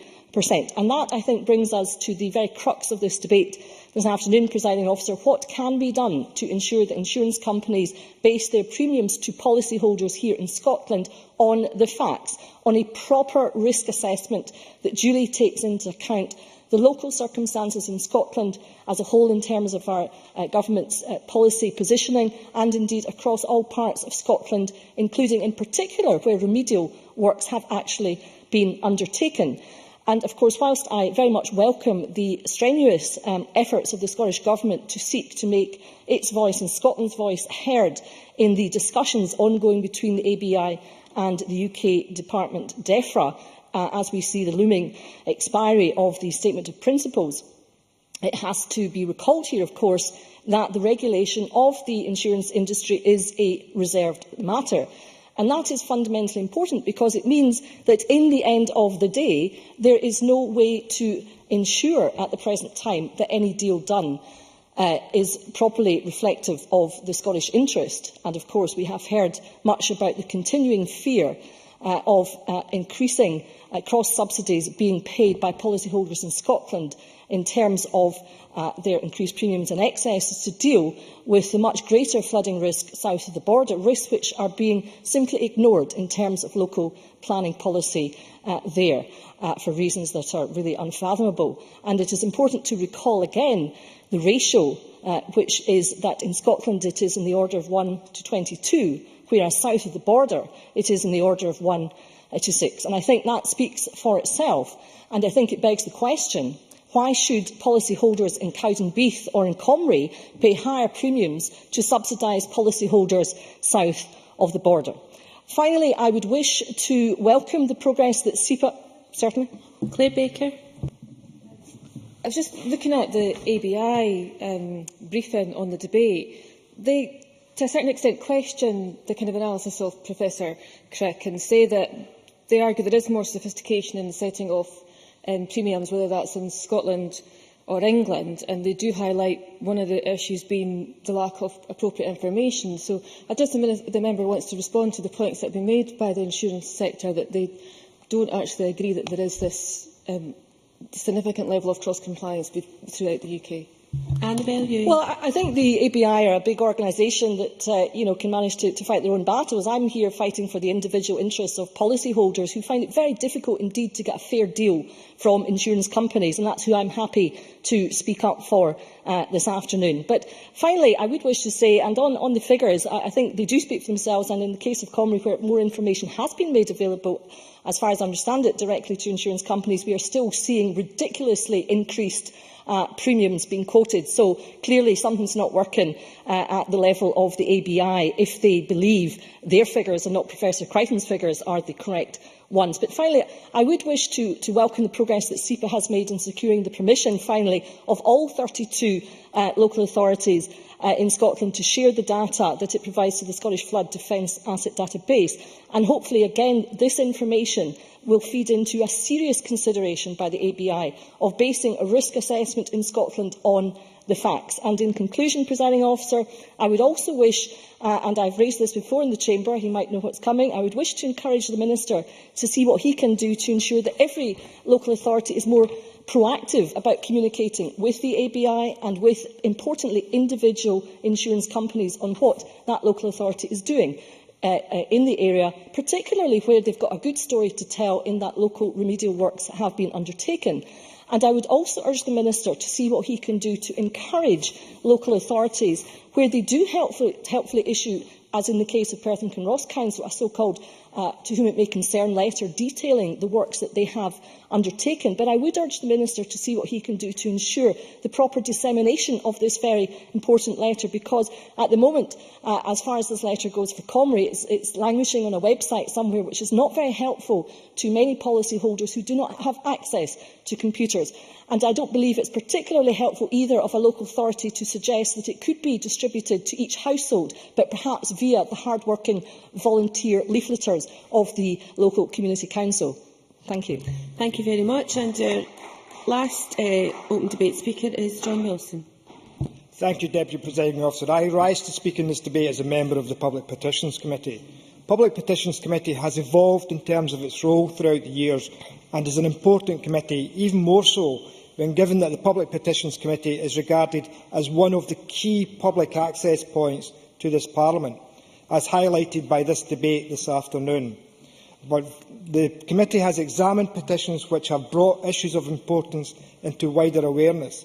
Today, this is illustrated by the main petitioner, Professor David Crichton, highlighting flood insurance problems, and in particular the problems associated when flooding occurs, especially in regards to the issue of flood-damaged property. The committee actively considers ways to fully investigate the issues behind the petition, whether that be a detailed inquiry and report, as in the case of access to cancer treatment, or a debate such as today's on the problems of flood insurance. In terms of the issue under discussion, the solution is not to be found at a local level and is not a straightforward matter. The Scottish Government clearly has a role in developing solutions and the Scottish interest, as detailed in the petition, although this role is restricted, principally, as other members have said today, due to the fact that financial services, although an important Scottish sector of industry, financial services are currently a reserved matter, including insurance. As many members have already stated, the Association of British Insurers does not intend to renew the agreement that both it and the Scottish Government agreed to in December 2008. This agreement, which is due to elapse in a couple of months' time, providing information about how access to flood insurance and particularly important for low-income households, because much of the debate today has been made about access to flood insurance. Those who suffer the most, and I think Alec Johnson's issue in terms of the £5,000 excess, will hit hardest those on low incomes, particularly those struggling to get onto the housing market, because every mortgage company will tell you you must have house and property and content insurance. If these insurance policies become prohibitive and individuals cannot afford them, then how do they get onto the housing market if a mortgage company refuses to give a mortgage based on the fact that the insurance policies are excessive and the ABI keep on hiking up the prices, and particularly the excesses? Because when to turn around and say to someone, we can sell you an household insurance policy for £300 premium, but the excess becomes prohibitive, and it just takes one flood risk to actually knock that family right off and potentially end up losing their home.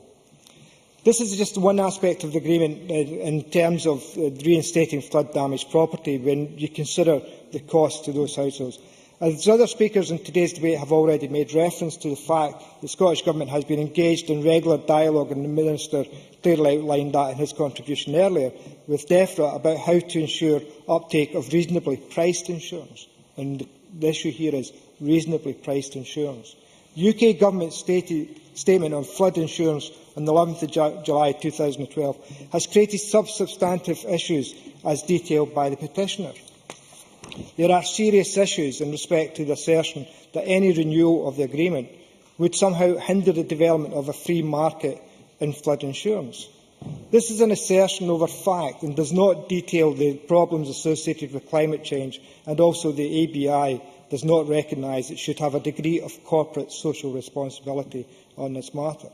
The most basic buildings and contents insurance policy asks at least two questions with regards to flooding when a consumer is seeking home insurance, particularly if property to be insured has had a history of flooding over the last 10 years. The Public Petitions Committee, in its consideration of this petition, noted that the Scottish Government had already commissioned Dundee University to research matters associated with the petition, especially of flood insurance and how this would impact on people more at risk in attempting to access house insurance, as I have already mentioned. Deputy Presiding Officer, there is another important issue that the petitioner has raised with the committee, and that is the issue there is legislation in place where insurance companies can recover the costs associated with flood damage. And this is under the Law Reform Miscellaneous Provisions Scotland Act 1985. Allows insurers to sue a developer for recovery of any flood claim costs. And the committee then asked the ABI to respond to this issue and whether or not there had been any cases raised by insurance companies to recover any flood costs. The ABI's response: no, we are not aware of any occasion when the ABI has sued a developer for the recovery of flood claim costs. We do not believe that this is because insurers are unaware of the Law Reform Act 1985. Insurers would need to prove that planning permission was given due to negligence or on behalf of some party, maybe the planner or the developer, or both, probably based on their assessment of the risk of flooding. This would never be easy. Clearly, we know from the situation south of the border that the ongoing developments that have taken place in housing are being built on floodplains, identified floodplains. And clearly, the Scottish population and householders are being asked to pay the cost for the developments that take place in floodplains. And clearly, I wonder if the same legislation exists south of the border, that developers, ABI, insurance companies, can actually challenge developers and others to actually recover some of the costs that are associated with flooding in these areas. Because clearly the developments, as others in this chamber have said this afternoon, have taken place south of the border in these areas, and we are asked to pay the price for it. Every person who is looking for household insurance is being asked to pay the price. The other important issue for me is that Nigel Dawn and Marco Biaggi raised issues about people being able to sell on their homes if they were involved in flooding issues. And clearly this is an important factor, particularly in areas where we've heard in Stonehaven, which are historic towns. They're not new estates that have been built over the last 25, 30 years. These are historic towns, and clearly there are issues for the people who live and businesses that operate in town centres such as that. We know that in terms of the fears, and we know that, as my colleague Angus MacDonald indicated, there need to be a climate change denier to actually not accept that we are faced with coastal, river, flash floods and the build-up of surface water throughout Scotland. And we have to tackle those issues. And I think that Angus MacDonald didn't quite go into the issue about the detail that he has done in the committee in relation to the fears and dangers at Grangemouth, particularly a major industrial complex like Grangemouth, and the impact that could have for not only that area in terms of the economy, but for the economy of the whole of Scotland, if something serious was to happen there. Deputy Presiding Officer, I'd like to put on record my appreciation for all those emergency services who attempt to tackle and deal with the effects of flooding when it happens, because we must show their appreciation for those organisations that step in and actually carry out the work to try and alleviate the worst effects of flooding in particular areas. I welcome the actions by the Scottish Government today on this issue, and I look forward to a positive outcome which resolves many of the concerns by Professor Crichton's petition on flood insurance. Presiding Officer, I welcome the opportunity to debate this petition and the work of the Public Petitions Committee before Parliament, and the opportunity to stress some of the issues surrounding this petition. And I look forward to many of the issues being identified being resolved as early as possible and to the satisfaction of the people of Scotland. Thank you. Thank you very much. We now turn to the closing speeches, and can I note that all members should be in the chamber for closing speeches when they've participated in the debate, and also tell the chamber that we are about where we should be time-wise now. And I call on Alex Johnson. 7 minutes, please. Presiding Officer, the generosity of the Chair has run out, and I'm quite glad about that, because having spoken earlier, I've probably said a lot of what I was going to have to say. However, there are a number of things that have come from this debate, and I think I should take the opportunity to remark on them, and perhaps challenge the Minister to comment on one or two of them. The first one is one that's come up a number of times when we've been talking about the nature of shared risk, and that is the suggestion that south of the border they're more inclined to build on floodplains, and consequently the risk is rather higher. But that would be, to accept that, which I actually do, by the way, would be to deny that we have a similar and corresponding problem here in Scotland. And we have a grand example, perhaps, right back in Stonehaven, where I was earlier. And that is not that we're building on floodplains, because the flood area is, in fact, an area that has been populated for many hundreds, and in some cases perhaps even thousands of years. However, the issue in Stonehaven about planning is about the decisions surrounding planning applications around the town. Because if you build new roads and you build new roofs and you surface over large areas in the immediate vicinity, this of course means when it rains, the rain runs off a great deal quicker. And if the rain runs off a great deal quicker, then the likelihood of flash floods are in fact much higher. And it could be argued that much of the development in the Stonehaven area has already contributed to a higher risk of flood in the bottom of the town, based entirely on the fact that when the rain falls on soft ground, it can take hours or days to reach the bottom of the river. When it falls on a hard surface and runs directly into a drain, it can be down there in minutes. And that's perhaps one of the causes of our problems, and one that should be taken into account in future. Very briefly. John Wilson. Is Mr Johnston implying that the developers are not putting in appropriate drainage and other water courses to ensure that the water is run off from these hard surfaces? I know that local building regulations and the application of them have gone a long way to trying to deal with that problem, but I suspect that the kind of rainfall we have experienced on one or two occasions in recent years is far in excess of that which even these plans were designed to develop. To avoid. However, there's a couple of brief other points I'd like to make before I come to a close. Firstly, unfortunately, I don't have time. I'm going to stick to my 6 minutes if at all possible. 7 minutes, I can give you. OK, I'll carry on in the meantime then. One concern relates to the local authority and its responsibility for dealing with the flood problems in Aberdeenshire. Now, both locally and on occasion in this chamber, SNP members have suggested that Aberdeenshire should pay for the flood prevention work itself because Aberdeenshire has a cash surplus. Now, I would like the reassurance of the Minister that surely Aberdeenshire should be treated equally, treated the same as other local authority areas, regardless of how prudent they may have been in managing their own finances. And I would like that reassurance that Aberdeenshire will get the same support when necessary as any other local authority would. Another comment, which is something that surely you'll get a chance when you wind up there.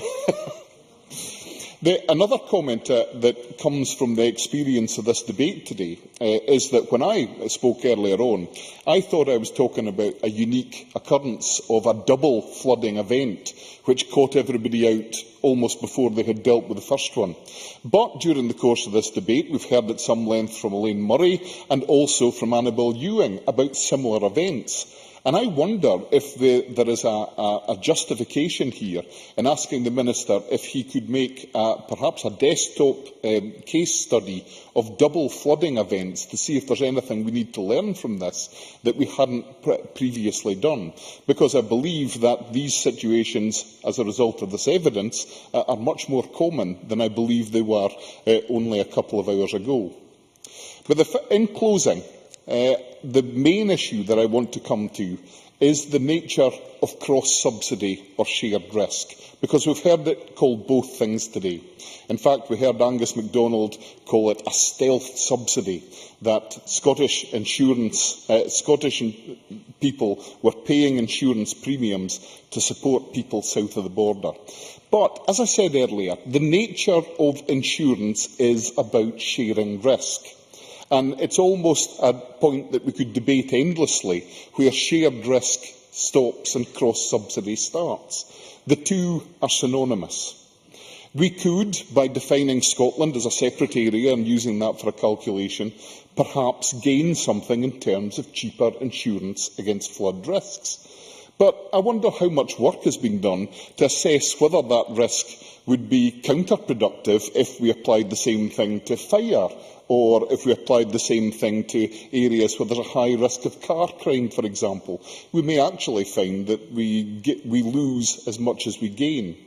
I think it's important that we understand the nature of risk, and this, of course, is where the advice of those who work within the insurance industry is absolutely vital. This whole debate has cast up a subject which is much more complex than the simple issue of flood insurance. But it has been about flood insurance. And we know that there are individuals across Scotland today who may be paying higher premiums in order to support those who require to be supported in their insurance. But we also know that there are many people in Scotland who have been identified, by virtue of the fact that they have been flooded before, as a high risk, and consequently are not enjoying the opportunity to share that risk with others. So, while fully supporting the idea that we need to keep insurance premiums as low as they reasonably can be, while fully accepting that we do not wish to see insurance premiums being restrictive, particularly on those who find them ill to afford, we also need to be sure that we have an insurance industry that will cover its cost, that will be able to pay out claims when they come along, and does understand its responsibilities. And that's why I welcome this petition, but I also welcome the opportunity it's given us to point out the many difficulties we face, the problems that we will have to surmount, but ultimately that we can provide affordable insurance for those who live in flood zones. Thank you very much. I now call on Sarah Boyack, 7 minutes. Thank you very much, Presiding Officer. I think in the last 14 years since this Parliament has been set up, there have now been numerous debates on flooding. And I would want to kick off by saying I think we have actually made a lot of progress over that period. If you look back in terms of what has happened in terms of planning policy, investment in flooding, there has been a huge amount of progress. And in that sense, it is particularly disappointing that we have to have this debate today. And I think it's been very difficult to actually get a sense of what happens post the 30th of June, what actually will the transitional arrangements be, and what will the new regime actually look like. Because clearly the insurance industry is attempting to reduce its costs, is attempting to deal with the fact that we have increasing problems of flooding. And the Stop Climate Chaos briefing says that they expect they quote the Scottish Government figures that the risk of flooding may double in some areas by the end of the century. And I think that's the context for this discussion. It's a real challenge. And all the members who spoke passionately about the problems that their constituents have experienced, not just once but twice, and for some people more than that, that is a human cost. It's a nervousness that people have every time it rains heavily. But there's also a huge economic cost, both in terms of the damage to industry, the opportunity cost, and the points that Nigel Dawn made about can we allow some areas to be economically inviable? Will some people's houses become worthless? Will some people's businesses become worthless? What is the social and economic impact of that? So I think at all points that has to concentrate our mind on what the practical things are that we can do, and there are a lot. I think everything we can do to push the insurance industry to act in terms of corporate social responsibility so that those big companies do make money out of providing us with insurance, but there is some sense of social justice, there is some sense of social solidarity that underpins that. And I hope those will be the issues that the Minister takes in all his discussions. And I hope it's on the agenda with the UK Government and the industry, because those issues are crucial, because those 14% of people who live in those areas that are high flood risk areas who cannot get insurance, they need a voice. They need to know that there will be something to support them. And whether that's the insurance industry or whether it is governments actually stepping in as a last resort, we need to know what will happen, and they need to know what will happen.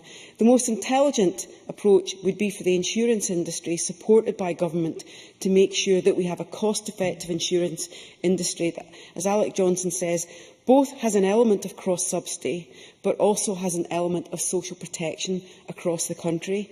And whether the border is the border between Scotland and England, or England and Wales, or whether it's people in Glasgow and people in Renfrewshire, whether it's people in parts of the Lothians and other parts of the Lothians, this is a problem that is actually growing across the country. So it's something that has to concern all of us. And in terms of the practical things that can be done, the fact that all councils have now bitten the bullet and have said that they are happy for the information, if there was nothing else that this debate achieved, it surely achieved a timescale for that to happen. So I hope that the Minister will be tough. I hope he will push as hard as he can to make sure that that information, that licensing regime, comes into place as soon as possible. That's crucial, because then there is no place for an insurance company to hide and say they didn't know. And there are different views amongst the different insurers as to how important this is, but it's clearly important that there is a proper set of information so that risk can be judged. The second thing I wanted to comment on was the issue of resilient buildings. Again, this is something where in this Parliament we have building regulations, and it is possible for the Minister to require more resilient reinstatement. Now, the arguments for that are that in the not just the long run, but the medium term, it makes sense for buildings that might potentially be flooded. If they're flooded again, a more resilient building will lead to less costs in terms of the reinstatement the second time. So it does make sense financially, but maybe a push from the Scottish Government to see if that could be brought about through building standards changes.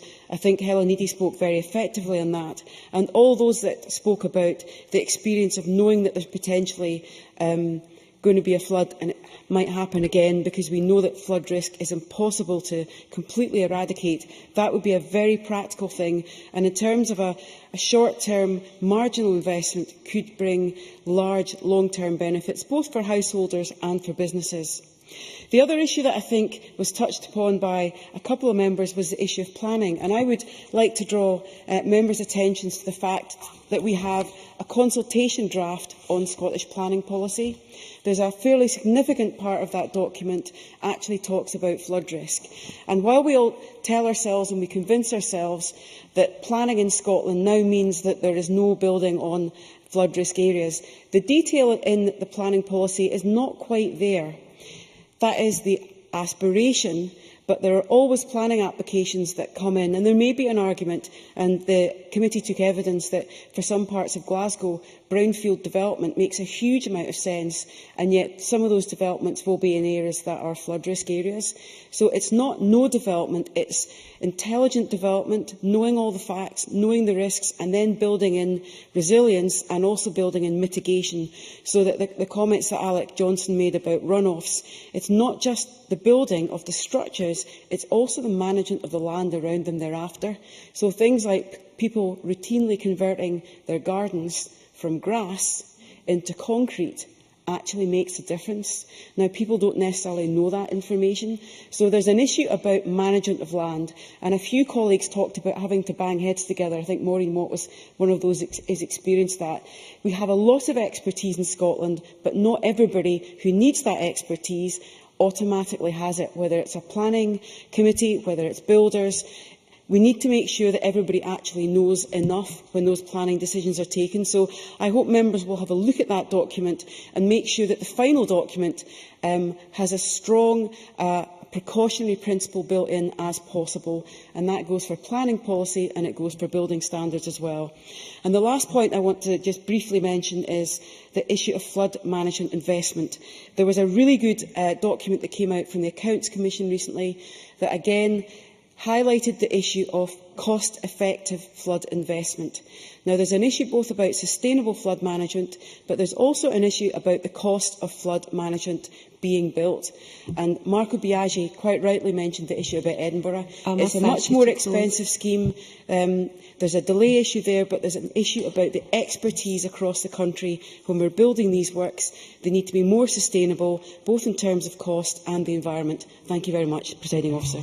Thank you very much. I now call on Paul Wheelhouse, and I can give you up to 9 minutes. Thank you, Presiding Officer. It has been a timely debate and helpful and very interesting to hear members' views on flood insurance, and I would like to thank all members for the many insightful contributions they've made today. I want to pick up a number of issues that have been raised by members, and I'll conclude with some closing remarks. First of all, just some of the more interesting points that were raised. Maureen Watt just mentioned the disturbance of the water table by new developments.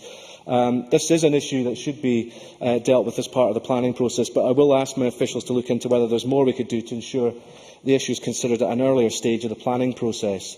Regarding Elaine Murray's point about property level protection, the issues mentioned with property level protection are well known, and that's why the Scottish Government will be funding further research on property level protection in order to find the best system for individual householders, as one-size-fits-all approach does not always work. Flood guards are no good if the water comes up through the floor. I think it was maybe Alex Johnson that mentioned that point. It's coming through the sewers. And just to add to it, my own interest, as I said earlier, with the Hoyk office is in a flood area as well, so I have taken on board some of the property level prevention measures myself. Chic-Brodie suggested that the new SEPA flood risk maps were delayed. Just to highlight that the maps were always planned for the end of 2013, but I can confirm they are on schedule, so we do anticipate them to be ready by the end of this year. Sarah Boyack raised the quantifying cost of flood protection, as I sort of addressed partly earlier on, but the new flood risk management plans that will be provided by the end of 2015, and the local flood risk management plans will provide indicative costs of the flood risk management measures set out in the plans, as well as setting out the prioritisation of measures. And of course, the Flood Risk Management Act itself helps Government and COSLA when assessing applications from local authorities to judge which ones are most strategic investments that need to be prioritised at a national level. And just to reassure Alex Johnson regarding Aberdeenshire, regardless of the situation in terms of the capital or current reserves that the council has, that they will be treated like every other council when it comes forward for application. John Wilson raised a very important point, mentioned by others as well, in terms of insurance for low-income households. And the Scottish Government does encourage those who rent in the public housing sector to take up insurance with rent schemes where they are available, but I recognise that may not always be possible. In terms of some of the more substantial points raised earlier on in the debate, in terms of flood re, which has been referred to by a number of members, this is the kind of front runner in the assessment of which potential options may be available to UK Government and ABI. The UK Government, I know, is looking to achieve a scheme which will probably involve some form of pooling, as has been discussed by a number of individuals here. It's likely that there will be, if this scheme is successful in achieving agreement across the industry and government, require legislation, or possibility legislation be required, which may cause the delay that I was referring to earlier in terms of having to have some transitional arrangements in place to cover that gap. But it's certainly something I feel reasonably optimistic that a solution will come, and I am reassured today, having spoken to the UK Minister, that they are working very hard on finding a solution. As regards the subsidy element, the subsidy has been referred to by a number of individuals. It's worth pointing out that while an individual household that's in a high-risk area might be subsidised to the tune of £450, the subsidy across all policyholders is relatively modest, so it's in the region of £6 or thereabouts per premium. So it doesn't place a huge burden on individual policymakers, but obviously it's something that would be desirable to avoid if at all possible. The arrangement under Flood Re would essentially formalise that, so it would take that informal arrangement under a kind of more formal arrangement going forward. A number of members have talked about local situations that have arisen in terms of flooding, and I want to reassure members that I will take on board the points regarding examples where there have been double incidents, such as in Stonehaven or indeed Comrie. I will ask my officials to look at whether there are a number of incidents of double flooding and see what scale of impact there is there. In terms of Annabel Ewing's point, I will certainly speak to ABI about looking at Comrie perhaps as a case study. I think that's a reasonable suggestion and would certainly inform our thinking. And I think the point that Sarah Boyack mentioned in terms of the licensing scheme, I think it's absolutely true that we would want to see that come forward as soon as possible. On Professor Crichton's own points, I certainly will be happy to write to the ABI to emphasise the lower level of flood risk in Scotland to see if that does have an impact. In terms of building standards that require mitigation for new build already, but I think the main issue is regarding older buildings which are affected by flooding and what happens thereafter. We feel the insurance industry is probably best placed to assess individual properties to determine what measures are required. Introduction of a requirement within building standards legislation would add significant burden. And it should be relatively simple for the insurance industry to require appropriate resilience work to be done as a condition of a claim settlement. But we will have a continued look at that. In terms of the issues raised by colleagues across the chamber in relation to the ABI, on the discussions that the Scottish Government has had, we have had positive discussions with Aidan Kerr of ABI, asked ABI to look at to what extent individual property-level prevention schemes might be taken into account in setting premiums and indeed insurance successes, in the same way as you have neighbourhood watch and indeed somebody fits a burglar alarm in their property, that should be taken into account in reducing the premium they require, and to encourage individuals to take further action. There is a problem in the industry, industry-wide, and it has to be acknowledged that some insurance companies cherry-pick premiums and deliberately leave out those who are at a higher risk of flooding. And hopefully any solution that does come forward will eliminate that as a risk. I'm conscious of time passing, Presiding Officer, and I should probably move to make my closing remarks. The range of the debate this afternoon has shown there is a consensus in this chamber that flood insurance should be both available and affordable to those at risk of flooding. The devastating impacts of flooding are bad enough where people have insurance, and I've seen for myself in places like Stonehaven just how devastating they are. The prospect of families and businesses suffering from flooding and having no insurance cover to help repair and replace their property is appalling. And I'm sure Nigel Donn is aware, as a constituency member in Stonehaven, Scottish Flood Forum assessed that 1 in 10 people affected by that flood were not covered by insurance. Since becoming a minister, I've met many people who have endured the recent storms and flooding, and have seen first-hand the damage and distress the floods have caused. I've seen communities like Stonehaven at their best, despite nature doing its worst. In the aftermath of the recent flooding in Stonehaven, the Scottish Flood Forum, as I said, advised that nearly 10% of those affected did not have flood cover. Many of those with flood insurance face excesses of between £2,000 and £10,000, and indeed it sounds like they've even been raised further from what Alex Johnson was saying. Despite the current public spending constraints, it's clear that from many flooding incidents in 2012 that a long-term programme of work is needed to address flood risk, particularly when the potential impact of climate change is taken into account. And make no mistake, as members have said, our weather and climate will see a minimum of 3 or 4 decades of change to come. I can assure you that the Scottish Government will continue to work in partnership with SEPA, Scottish Water, local authorities, to put in place measures which will reduce the risk of flooding from all sources. And I would just like to take a moment to acknowledge the work that has already been done by SEPA, local authorities and Scottish Water to help reduce flood risk in communities across Scotland. Their continued commitment to protecting communities wherever possible is essential, and the work they do makes a real difference. The Scottish Government has taken a number of steps towards achieving this goal. The Flood Risk Management Scotland Act 2009 streamlined the decision-making process for new flood prevention schemes by removing the necessity for central government approval where there is local consensus. The Act also places new duties on all responsible authorities to cooperate and act to reduce overall flood risk. In addition to the flood risk assessment already published, the Act requires SEPA to produce a new flood risk and hazard maps by the end of 2013, as I said to Chic-Brodie, and the first National Flood Risk Management Plan by the end of 2015. The Flood Risk Management Plan that is under development will set out the national strategy for managing flood risk and the measures to be undertaken. The research we commissioned in 2012, that I mentioned earlier, made it clear it is important that the people and businesses in flood risk areas of Scotland have access to affordable flood insurance, particularly the most vulnerable groups, while flood protection measures are being identified and developed. Thank you. Many thanks. And I now call on Jackson Carlaw to wind up the debate on behalf of the committee, and you have until 5 o'clock. Thank you very much, Deputy Presiding Officer. The brief for this is that I have to be consensual and non-partisan, which of course is what I do. Can I say how this debate came about? When it was first discussed within the Petitions Committee that we bring this to the Chamber for debate for 3 hours, Adam Ingram did give me something of a sideways glance and raise his eyebrows. Dave Stewart, however, was absolutely emphatic that there would be an overwhelming demand from members to participate, and then promptly put his leg in plaster and ensured that he wouldn't be here to participate himself. And in so doing, of course, he has missed what must be a debate with a record number of record-length speeches from members this afternoon. Almost House of Commons opportunities for members to speak and develop their arguments. And I do congratulate all the members this afternoon who have, because in some respects, the longer length of time has allowed real issues to be explored and teased out in a way that sometimes we don't see.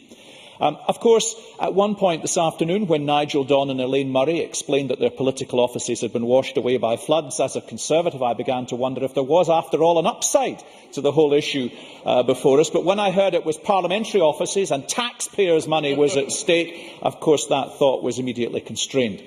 When this debate was held just a few weeks ago in the House of Commons, the Minister Richard Bennion, who has been referred to a number of times, summed it all up eventually by saying, most members' contributions can be assessed as this: we want a decision and an announcement soon because our constituents are worried. And I don't think we should lose sight of the point of the petition. In 54 days' time, the statement of principle expires. And in the event that we do not have an alternative arrangement in place, there will be a free market arrangement in place for the insurance of homes across the whole of the United Kingdom. And that is going to have very dramatic consequences for some who will find in those circumstances that their homes are virtually uninsurable. And I think we should bear in mind that for most homeowners, a primary condition of the mortgage that they have is that they have insurance in place for their property. So it's not just people going out to seek to find new insurance, it is homeowners finding that they will be in breach of their existing mortgage covenants. And therefore the issue is of enormous significance.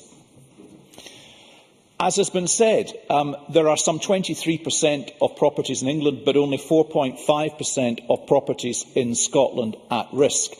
But it's also important to remember that the petitioner himself was not seeking a renewal of the current Statement of Principles in many respects, which of course is a separate agreement with each of the governments of England, Northern Ireland, Wales and Scotland, because he recognised that might not necessarily be in the best interest.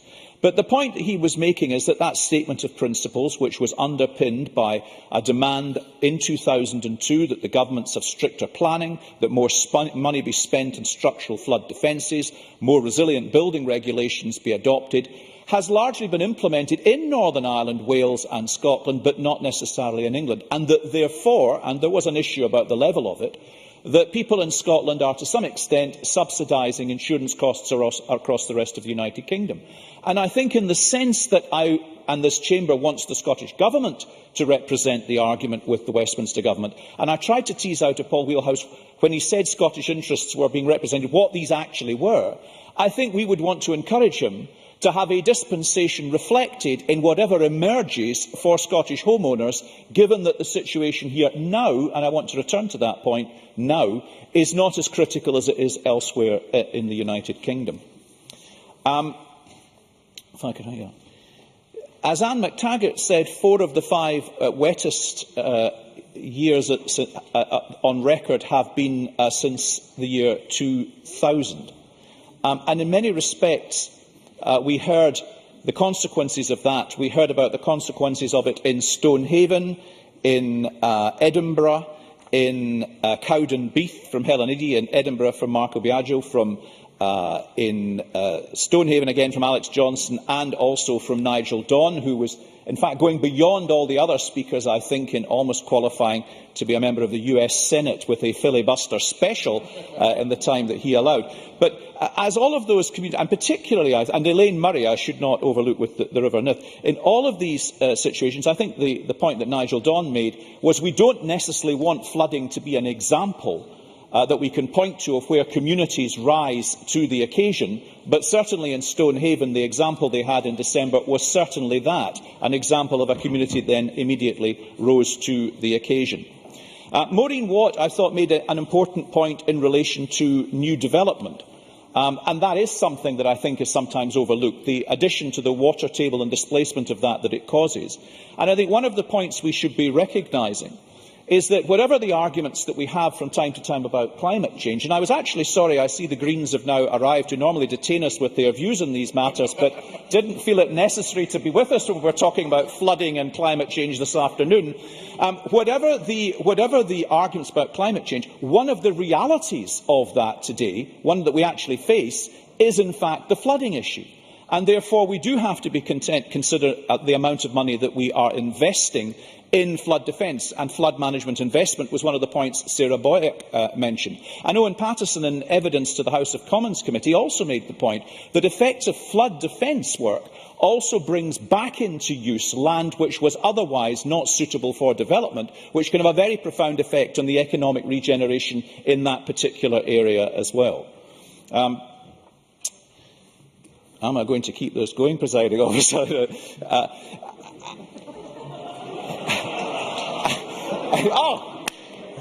Sarah Boyack. I'm very happy. I'd like to thank the member very much for taking an intervention from me. Can I ask him specifically about the issue which is raised in the petition, which is about buildings resilience? And it was the issue that the Minister commented on his closing remarks, where he thought it might be onerous for the insurance industry to have to reinstate properties to a higher degree so that they were flood resistant or resilient. I wonder if that's something that the committee has a view on or would like to explore further. No, it isn't something we went into in any great depth, but I think we do accept that the point is an important one, and that all of these aspects of the original statement of principles have to be explored and progressed if we're going to have a sensible solution going forward. I did say now, because I think one of the concerns we've got to have is that whilst our situation in Scotland is greater today, we cannot know what is going to happen in the future. And I thought the point that Maureen Watt and that others made, and Helen Eadie touched on this as well, is that much of the infrastructure we have is actually an old infrastructure that was dealing with the consequences of a different climate, and it is under enormous pressure. So that when there is flooding, we are finding that tributaries are becoming blocked, and that is adding to the additional pressure on the system. And these are things that I think we need to be mindful of as we go forward too. I do think that the Minister missed out on one very, very important consideration this afternoon, because he did not touch on Anne McTaggart's frizzy hair issue. She raised this as a key development in terms of flooding that hadn't been, and I waited for him to come forward to give her the reassurance she was seeking. She clearly was looking for ministerial intervention and a government policy in order to address her concern, and it wasn't forthcoming. But the important thing, I think, out of all of this is that the Scottish Government recognises that it has its part to play in putting pressure on the UK Government to arrive at an agreement with the insurance industry. What I think the UK Government are right to ensure that we do is that we arrive at the right solution. The flood RE, which has been referred to, is one which I think would lead to a formalisation of a premium which would give that additional level of security. But what we can't allow is for the governments of either the UK or Scotland to be left with an open-ended cheque in terms of the commitment they might have to bring in order to bail out the insurance industry. It must be a deal. The insurance industry is obviously holding out for what they see as the best deal for them, but this must be the best deal for homeowners, the taxpayers and the risk associated with flood management as well. Mr Carlow, can I interrupt you for a moment? Can I ask members if they want to carry on conversations? I'd be most grateful if they would do so outside the chamber. Thank you. Mr Carlow. You could have gone on admonishing them for just a bit longer, the Deputy Presiding Officer, and that would have been most welcome. As I say, it is important that we arrive at the right solution for all of this. One of the things that I think everybody will have had experience of constituents complaining about here is that it does seem ridiculous that in this day and age, when it rains, many people find that they have raw sewage arriving in their gardens and their homes because the infrastructure that we have is not capable of dealing with that. Whatever we invest in the future of our energy supplies in relation to the development of the climate, we should remember as well that the flooding consequences are ones we very much have to deal with today and are of primary concern to many of our constituents. In 54 days' time, we must have the deal that we have been seeking, and I hope the Minister will continue to ensure that he is liaising with the UK Government to see that we achieve it. Thank you very much, Mr Carlow, and I would hope to think it was a polite request rather than admonishment. We now come to the next item of business, as that concludes the committee debate on petition PE 1441, flood insurance problems, and the next item of business is decision time. There is one question to be put as a result of today's business. The question is that motion S4M 06455, in the name of Chic-Brodie, on behalf of the Public Petitions Committee, petition PE 1441, flood insurance problems, be agreed to. Are we all agreed? We are. The motion is therefore agreed to, and we move on to the next item of business. However, I will allow a short pause for members who are not participating in the next debate to quietly leave the chamber